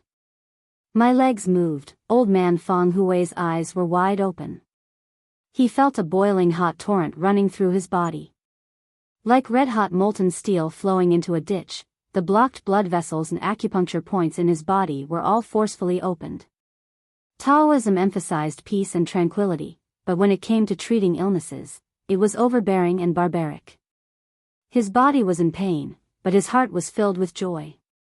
Hearing Fang Yan's voice, he wanted to grin, but because his body was in too much pain, his smile was a little distorted, and it was more like a distorted cry. They moved, Feng Hui said aloud, his voice becoming hoarse. I felt them move, this pair of old companions. We haven't been in contact for many years. When old Master Feng Hui's hair stood on end, some of them looking like they were about to be scorched, Tianjizi finally retracted his palm. He exhaled, then looked at Fang Yan and said, Elder Feng's body is weak, and it's difficult for him to bear too much aura of the Azure Bull at one time. If you force yourself to hold on, you will only faint. Let's call it a day. Elder Feng, have a good rest. Don't take a bath, just find a clean towel to wipe your body. Feng Hui knew that what Tianjizi said was the truth. Although he desperately endured for the sake of his dignity and treatment, if he persisted, his physical strength would be exhausted, and he might not be able to escape the consequence of fainting. It was good to have a temporary rest. However, he was still a little unwilling in his heart. If his legs could be cured in one go, he would be willing to accept fainting. Taoist master, my legs. Feng Hui let Fang Yan wipe the sweat off his face with a towel, then looked at Tianjizi anxiously and asked. I felt them move just now. I'm not afraid of you laughing at me, but for so many years, I couldn't feel their existence. They were like two pieces of wood on top of my body. Just now, I connected with them. I felt a burning sensation.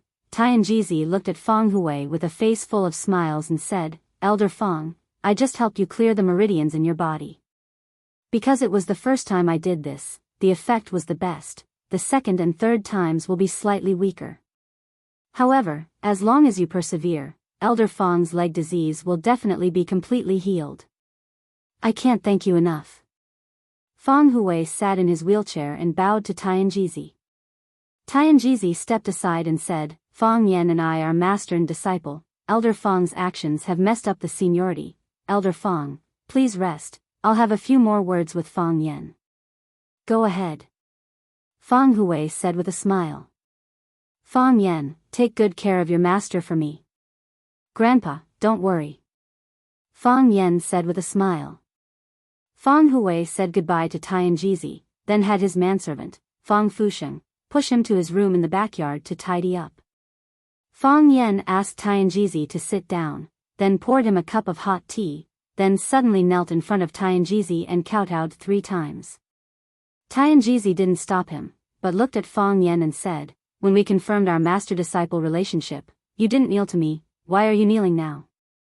Thank you, master, for giving me a new lease of life. Fang Yan said with a serious face. Give you a new lease of life?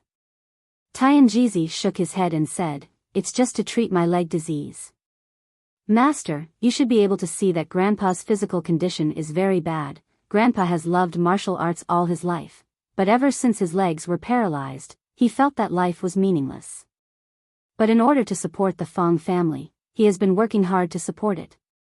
Ever since my father died tragically at the village entrance 3 years ago, his body has suddenly deteriorated, and most of the spirit that supported him has been lost. Especially in the past 6 months, he has been half asleep and half awake every day, and his body has become so weak. I'm away from home, and every night I wake up from nightmares, dreaming that Grandpa is sitting in a wheelchair, waving at me, waving goodbye to me. If Master can cure Grandpa's leg, if he can stand up again, if he can practice martial arts again, I think his spirit will return, and his life will continue. Our Feng family can no longer have anyone leave, not a single one. Fang Yan's voice was deep and sincere. As he spoke, his eyes were red, seeming to be very worried about his grandfather's body. Pity your filial piety. The divine Jizi looked at Fang Yan with a gratified expression and said, as I said earlier, it's not that your grandfather's leg can't be cured, as long as he uses the Azure Ox Chi to help him unblock and repair it, he can still stand up again. It's just that I can't stay in Swallow Dock for a long time, and this is a big problem. Fang Yen crawled up from the ground and looked at the divine Jizi. I know Master has already thought of a way. That's right. There is indeed a way to solve this problem, the divine Jizi said with a smile. Come back with me and learn my Azure Ox Chi transfer technique, and my spring returns to withered wood. When you return, massage your grandfather every day, and your grandfather's leg will naturally be cured. Since ancient times, medicine and Taoism have been inseparable. At that time, you can also use this technique to help your mother's body. Her chi and blood are also weak, probably because of the worries in her heart that can't be resolved. Fang Yen frowned and said, of course I'm willing to follow Master to learn, but I'm currently trapped in a cage, and there are many things that I have to deal with. It has to do with the Jiang family's coercion. Master also knows about this. There are millions of disciples in the Gate of Tao. It's very easy for me to find out a few things, the divine Jizi said with a prideful expression. Think about it, is it more useful for you to stay in the outside world and fight against the Jiang family, or is it more effective for you to follow me to the Gate of Tao? If the Jiang family knows that you're following me to the Gate of Tao, some of them will definitely be more cautious, and some things will naturally be done more discreetly. Furthermore, once you join my Gate of Tao, the millions of disciples will be your staunch support. At that time, who would dare to bully you?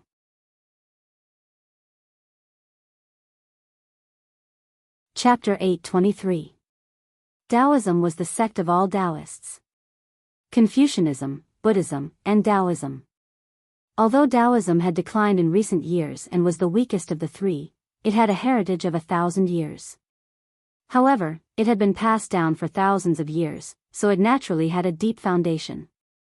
Be it wealth or combat strength, it was not something others could compete with. Even if it was a family of generals that was as wealthy as a nation, if they really offended the Taoists, they might not be able to gain any advantage.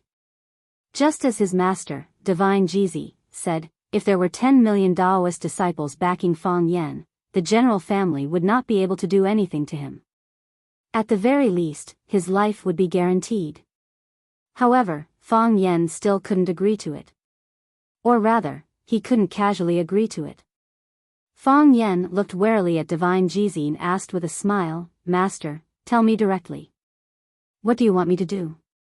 Don't think that monks weren't human, and don't think that monks didn't have smart people. His master, Divine Jizi, had rushed all the way to Swallow Dock. If it was just to treat his grandfather's leg, Fang Yen would never believe it. He had repeatedly enticed him to head to the Taoists and even said that he was willing to have 10 million Taoist disciples backing him. Then, what did he want? Or rather, what did the Taoists want? Without figuring this out, Fang Yen didn't have the courage to close his eyes and follow his master to the Taoists. Although he was very willing to believe in his master. Do you still remember what I told you about the Taiji painting? Divine Jizi asked in a deep voice. Yes. Fang Yan's mind stirred as he asked, what happened? Not long ago, one of the 3 dragons of Hua Xia, Black Dragon, headed to the Immeasurable Temple to steal the Taiji painting. Divine Jizi's eyes were filled with anger as he said, the Immeasurable Temple is where the dignity of the Taoists lies. How can we tolerate such impudence? To forcefully plunder it, isn't this bullying us Taoists? And then? Fang Yen asked anxiously. The most mysterious of the 3 dragons of Hua Xia, Black Dragon, had appeared. Furthermore, he had appeared for the Taiji painting. Black Dragon had been famous for a long time and was already a heavenly Tao realm expert. Why did he need the Taiji painting? What secrets were hidden in the Tai Chi diagram? The Black Dragon injured Qing Xian, the book reader of the Fanghua Pavilion. The Taichung sect master discovered the enemy and fought with him. The Black Dragon saw that it was difficult for him to win, so he escaped under the cover of night. The Tai Chi painting wasn't stolen, was it? Of course. The Taiji diagram is the Tao sect's supreme treasure. How can it be casually taken away by someone? After pondering for a while, Fang Yen looked at Tianjizi and said, at that time, the two masters were looking for the guardian of the Tai Chi diagram. I wonder if you have found the fated person. Tianjizi looked at Fang Yen and said, whether we are fated or not, we have to see the Tai Chi painting first. Fang Yen, are you willing to give it a try? Why me? Fang Yen asked. Because we are fated, Tianjizi said. I have always been looking for a fated person. However, you and I are fated. Isn't it also fated with the Tai Chi painting? When Tyrant and I first saw you, we had already included you in our list of candidates. However, at that time, you were too vicious and frivolous. It was difficult for you to bear the heavy responsibility. Master, in fact, I am quite frivolous now, Fang Yen said hurriedly. Tianjizi looked at Fang Yen with a burning gaze and asked, until today, you are still unwilling to bear this responsibility? Master, I am too tired. Fang Yen looked at his master Tianjizi sincerely and said, I want to protect this family, and I am already exhausted. How would they be able to protect this country and its people? I am afraid of suffering and tiredness. I just want to rest, let me take a breather. There was a faint smile on Fang Yan's face, as if a gust of wind could blow it away without a trace. I am a lazy person. If possible, I just want to find a school and be a leisurely teacher who stands aloof from worldly affairs. But I have been forced to this step. Every step is filled with danger, and every step is filled with danger. Master, I am afraid. I am afraid that if I die, our Fang family will be finished. My grandpa is old and weak, my mother is sick because of long-term worry, and I haven't even married a wife. If I die, our Fang family will be ruined. I am not a bad person, and I am not a coward. When the country needs me, I am willing to stand up and fight for it. Like the countless heroes and sages of our Swallow Dock, I am willing to fight for the prosperity of the country and the destiny of the people. But I don't want to take the initiative to meet them. I don't want to carry those responsibilities on my shoulders all the time. I don't want to suppress myself to the point that I can't breathe. I don't want to think that I'm the guardian of the Taiji painting every time I wake up from my sleep. Is there anything that I didn't do well or do well? Master, my biggest dream is to take good care of my grandpa's health, to make my mother happy, to marry a wife and have several children, and then to live happily with my family. Oh, by the way, Master, I am going to get married. Yiro, she is a very good girl. Tianjizi pondered for a long time, then looked at Fang Yen and asked, if I give you the Tai Chi diagram, do you want it? Yes, Fang Yen answered without hesitation. Whoever didn't want it was an idiot, but just because I took the Tai Chi diagram, you can't treat me as the guardian of the nation. Someone in the east invaded the border, looking for Fang Yen. Someone killed someone in the west, looking for Fang Yen. A cow disappeared in the south, looking for Fang Yen. Whose daughter-in-law in the north didn't get pregnant, looking for Fang Yen. Fang Yen hoped that he was an independent individual with his own thoughts, not a puppet held hostage by national righteousness. Come with me, Tianjizi said. Master? Fang Yen was shocked. You really gave me the Tai Chi diagram? As you said just now, you are not a bad person, let alone a coward. You already have the basic conditions to obtain the Tai Chi diagram. Taoists pay attention to naturalness, and they will never force others with their own will. Don't worry, even if you get the Tai Chi diagram, you are still Fang Yen. Just like how Mo Qingdi was still Mo Qingdi even after he got the Tai Chi diagram.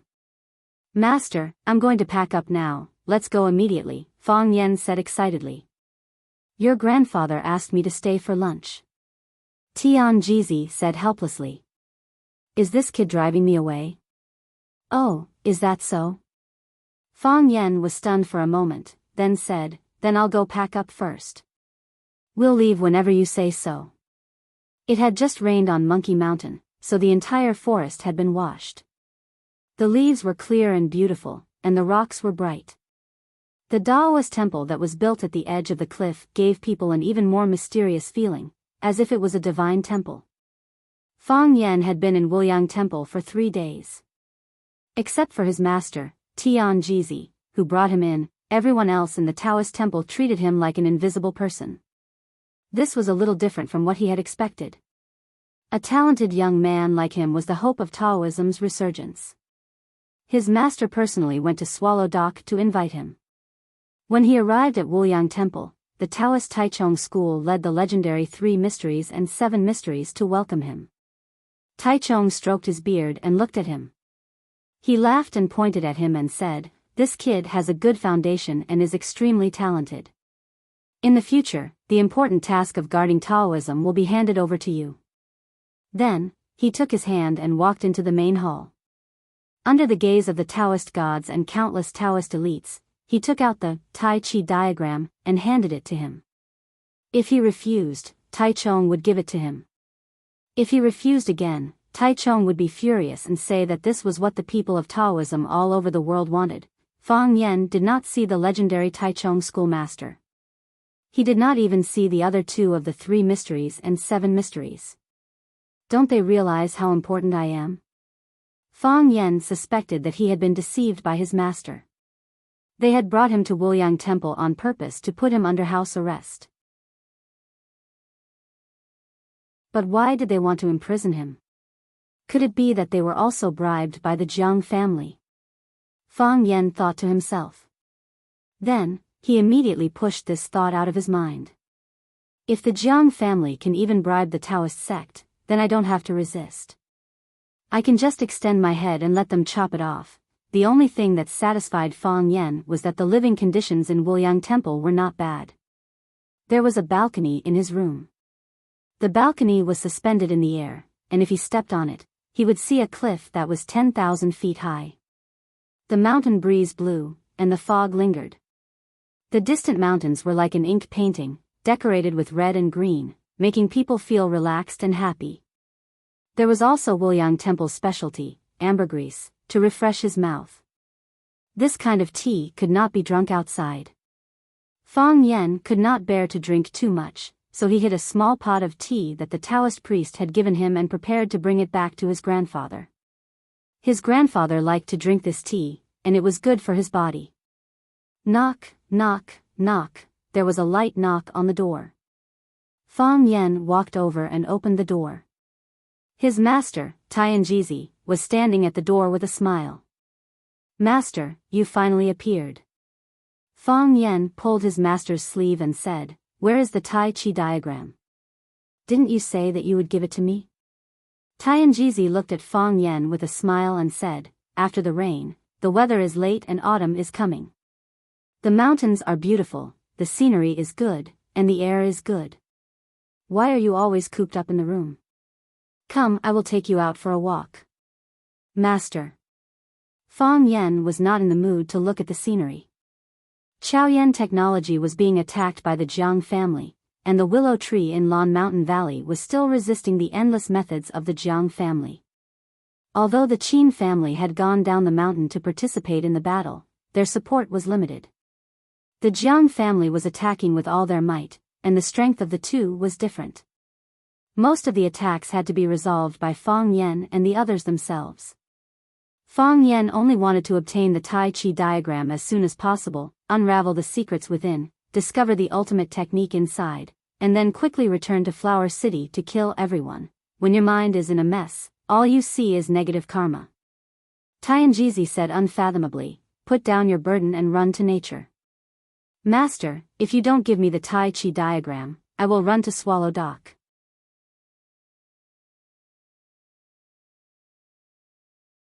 Chapter 824. You have no understanding. Tian Jizi looked at Fang Yan with disappointment. He was very disappointed with his disciple. "I have said it so bluntly, but you don't understand anything. Master, with all due respect, you are not straightforward at all. What do you want to say? Are you going to give me the Tai Chi diagram or not? Didn't I tell you to go out to see the scenery and breathe the fresh air? I asked about the Tai Chi diagram, but you asked me to see the scenery. Master, don't play with me, okay? I'm stupid. It's not fun." Tianjizi felt that his breathing became heavy. He wanted to use his 12 palms of the celestial master to slap Fang Yen into meat paste. Inexplicably, how did he get such a disciple? If possible, Tianjizi really wanted to return it. If you don't go out to see the scenery, how can you find the scenery you want to see? Tianjizi forcibly suppressed the hostility in his heart with the lousy mind-clearing mantra and said while looking into Fang Yan's eyes. Worried that he still didn't understand, he blinked his eyes cutely. Master, tell me the truth. Are you going to give me the Tai Chi diagram or not? Why did you blink? Tianjizi took Fang Yan for a walk in the yard, muttering, the beauty of heaven and earth is in the mountains, in the water, in the air, in the breeze, in the moon, in the river. In the spring sowing and autumn harvesting, in the frost, in the snow, in the flowers and plants in the yard, and in the big vat in the corner. It's not that there is no beauty in the world, but there is a lack of eyes to discover it. Fang Yan finally had a pair of eyes that could discover beauty. He strode toward the big vat in the corner of the yard. He stood next to the big vat, but there was no movement in the vat. Master. Fang Yan turned around and called out. His eyes searched around, but he found that he had lost his master. Fang Yan was stunned for a while, and his face became dignified. He picked up a small pebble from the ground and threw it into the big vat. The pebbles splashed with tiny splashes of water, and ripples formed on the surface of the water tank. When the ripples disappeared, the mirror surface of the water tank became calm again. Fang Yan craned his neck to look into the vat. The water was pitch black and seemed bottomless. This was just an ordinary water tank.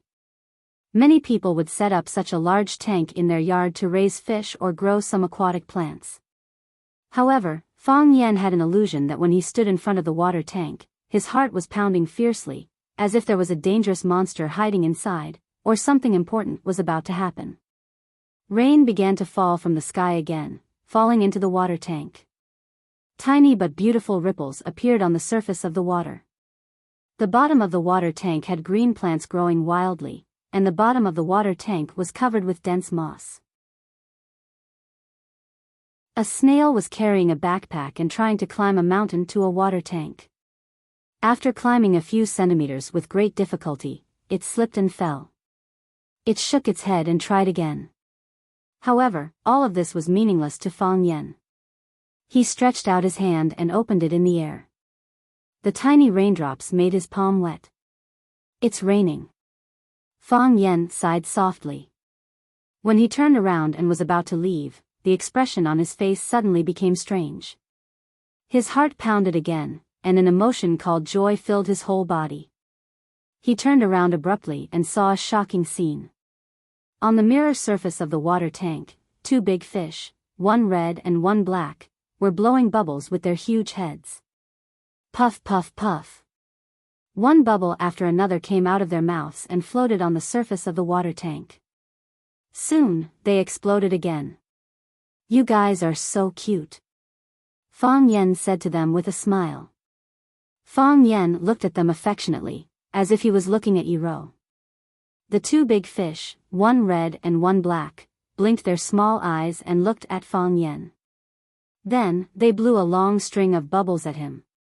Puff, puff, puff. Fang Yan laughed loudly. Crack. The begonia cup made by Kai Mingfu, a porcelain master from the Qing dynasty, was smashed into pieces on the wall. General Xing's face was gloomy, his eyes cold, and there was an irrepressible ruthlessness in his voice. The whole army was wiped out? General Xing's voice was like a roar. How could the whole army be wiped out? Second young master hid very well, but he was still stepped on by Fang Yan's two martial nephews, Fang Yingying and Fang Haohan. The Snake Lord controlled the snake formation to trap second young master. In a moment of desperation, second young master ignited the genetic bomb, so everyone died. Everyone is dead. General Xing panted heavily. He took a cigar from the box in front of him. After carefully trimming it, he lit it and took a deep puff. In the process of doing this, his state of mind finally calmed down. His eyes were like ghosts in the smoke. He looked at the man in black in front of him and said, "What about you? Why are you still alive?" "Because the heavens want me to live," the black-clothed man said in a heavy voice. "Fang Yan is not dead, so I have to live well." "You don't help?" "I've tried, but I failed." The black-clothed man calmly faced General Xing's scrutiny and doubt. He said, "Perhaps I can't turn defeat into victory, but if I want to leave, they can't keep me." Even though he was just a dog of the general family, the black-clothed man had an arrogance that would not allow others to look down on or insult him. General Xing also knew that he was very confident when he said these words. General Xing knew that his probing was too obvious. He took a cigar from the box and threw it over. The black-clothed man caught the cigar and then returned it.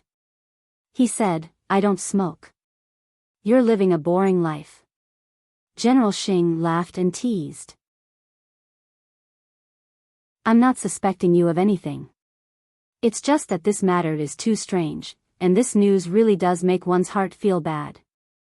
No matter what, he is my younger brother. Tell me, how should I go back and talk to the old man about this? He always had high hopes for him, but now this hope has been cut off by someone. He must not be in a good mood, right?" The black-clothed man did not answer. He knew that General Xing had no intention of letting him answer this question. General Xing looked at the black-clothed man in front of him and said, "You should know that you and I are grasshoppers on the same boat. In this world, besides the general family, no one can protect you." "I understand," the black-clothed man said. "You are a smart person." General Xing nodded his head with incomparable appreciation. He said, "I'm very happy that you were able to send this news to me. Then, from today onwards, we are friends, right?" The black-clothed man was silent for a while. He said, "I don't have the qualifications to be friends with you." "Ha ha ha." General Xing laughed loudly. He pointed at the black-clothed man and said, "How could that be? You're a bastard, and so am I. We should be friends from birth, right?" A smile appeared on the black-clothed man's face. He was also amused by General Xing's self-deprecating words. General Xing stood up and said, "The white-haired person sending off the black-haired person, this is truly a tragedy. I really don't want the old man's body to be harmed because of this matter, but I still have to tell him. He has to take care of the important matters of the family." The black-clothed man bowed as General Xing left. His body also disappeared into the darkness. Dead? The old man, who was tending to the precious camellia in the courtyard, stopped moving. His body stiffened as if he had been magically frozen. First was surprise and disbelief, then undisguised sorrow. "Is the news confirmed?" "It's confirmed," General Xing said in a low voice. "Although my brother has left the general family, he has been secretly contacting me. It's not easy for him outside, and I have done my best to support him with money and various other resources. After receiving the news, I tried to contact him again, but I still haven't received a response. His assistant has also disappeared. It seems that he's also dead. If he's alive, I want to see him. If he's dead, I want to see his corpse." The old man used a great deal of effort to straighten his back. He took off the cotton gloves on his hands and rubbed his calloused hands together. He said, "No matter what, you have to bring him back to me." "I will," General Xing said with a serious expression. "I've already sent people out to search. No matter what, you have to bring my brother back." The old man sat down on a rattan chair under the eaves. Because he used too much force, the chair creaked. General Xing handed over a cup of hot tea, but the old man did not reach out to take it. "I was the one who chased him out, so I have to bring him back." The old man muttered to himself. "If he's really gone, find a way to bury him in the Jiang family's ancestral grave." General Xing nodded again and said as if he was making a promise, "Grandpa, don't worry. I'll arrange it." "I regret it," the old man said softly. "What?" General Xing was stunned, not understanding why his grandfather would say such a thing.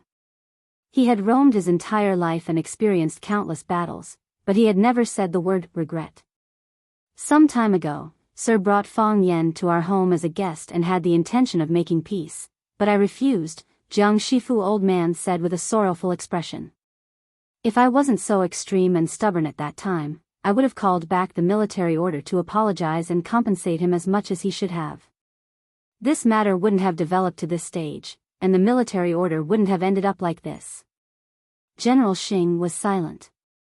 He thought to himself, with his understanding of Fang Yen, if it was just Jiang Junling apologizing to Fang Yen would probably not accept it, right? But, since we've already taken this step. Jiang Shifu old man's hand gripped the handle of the rattan chair so hard that the old twigs creaked. Then let's do our best. The Jiang family and Fang Yen will not rest until one of us is dead.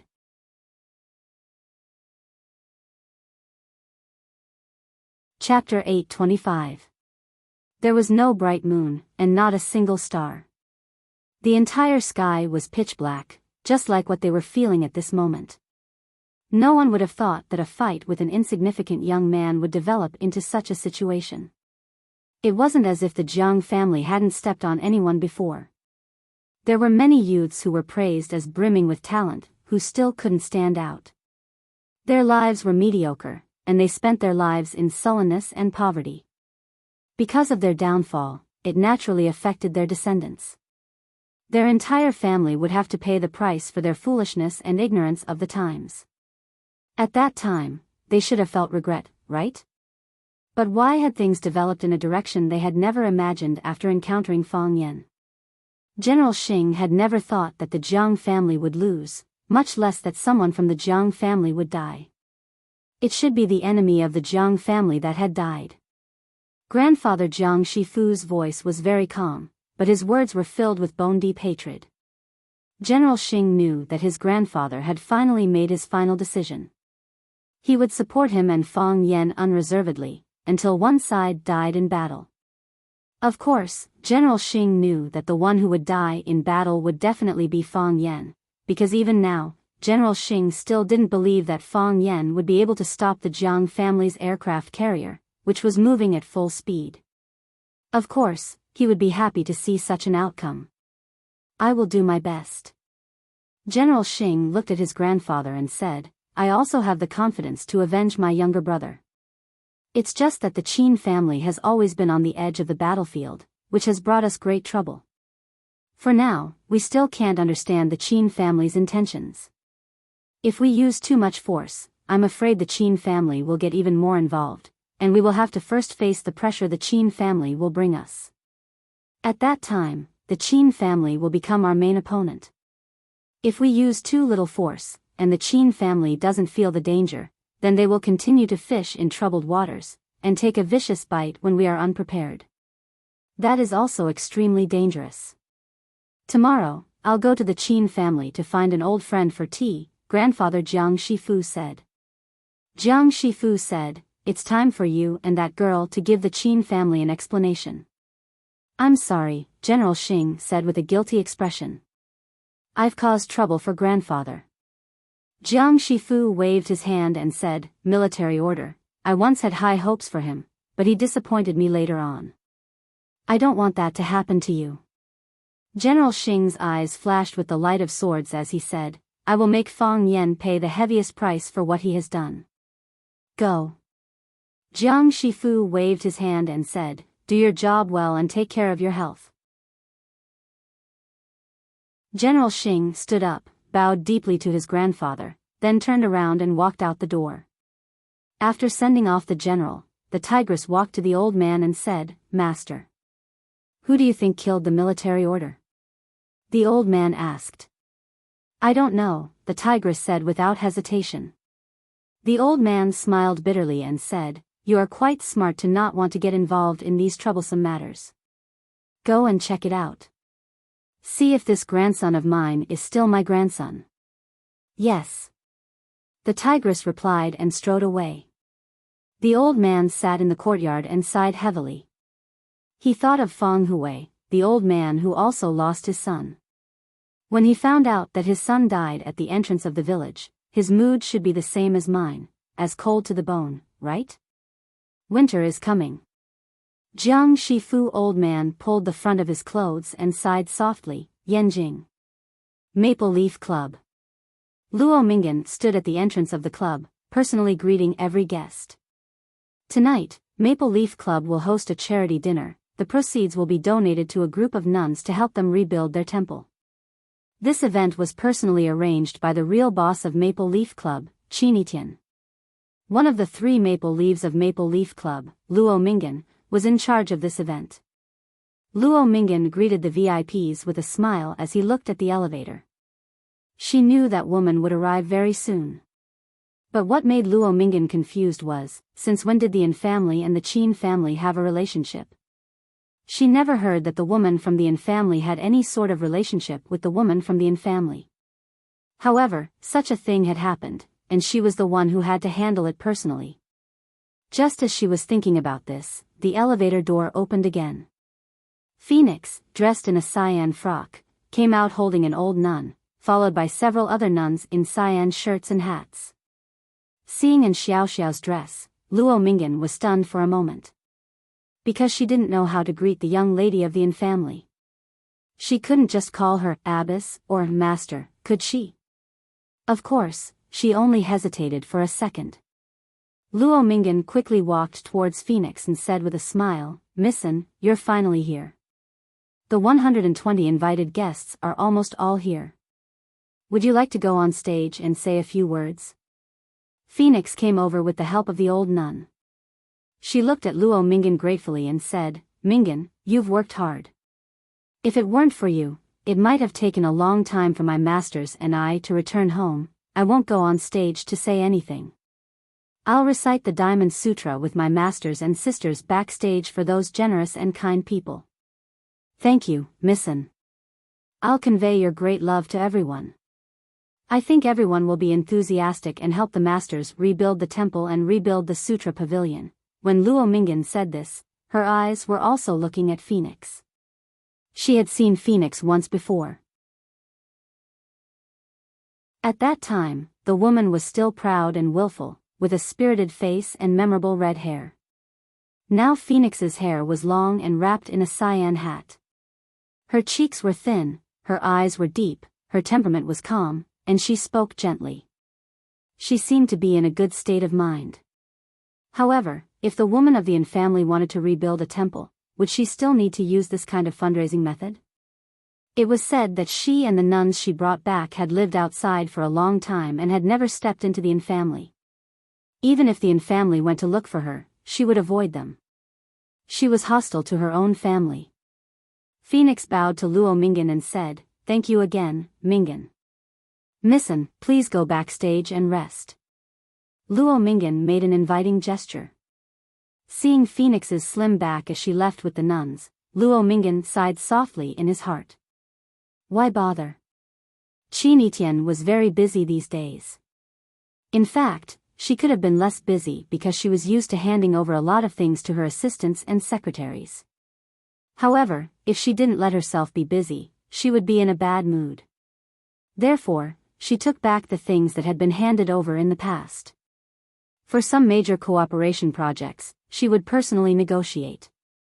For some dispensable meetings, she would also attend for a while. For some collaborators that she was annoyed with before, she was also willing to take a few minutes out of her busy schedule to meet them. Oh, she even went to the CEO's office to look at the afternoon tea menu.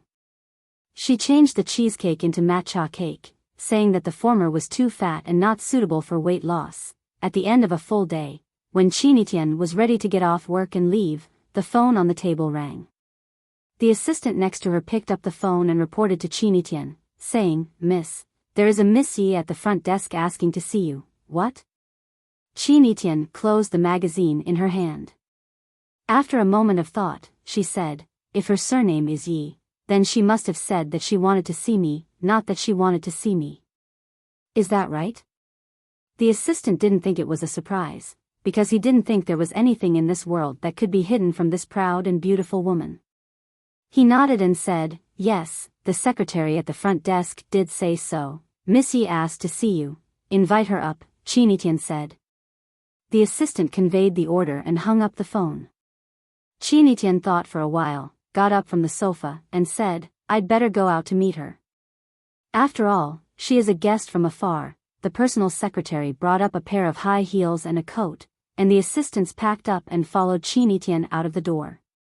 Ding! When the elevator arrived, Yi Ro appeared in the exclusive elevator for Chinitian.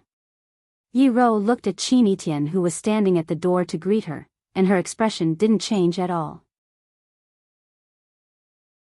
It seemed that this kind of thing was also within her expectation. She looked at Chinitian and explained, I thought you should be here, so I came to meet you. I hope I didn't disturb you. Chinitian nodded, like a proud little swan, and turned around and said, Please come with me. After entering the office, she said to the secretaries and assistants around her, You can all leave now. Don't come in without my order, miss. Do you want some tea? Or coffee? The secretary asked with embarrassment. No need, Chinitian said. Not now. Clang! The luxurious door of the office was slammed shut. Chinitian looked at Yi Ro and said, Are you here to make fun of me? After a pause, she shook her head and said, No. You are not that kind of shallow woman. She seriously looked at Yi Ro standing in front of her and said, So, are you here to comfort me? She shook her head again and said, No, this is not something you can do. Then, Miss Yi, why did you come to see me?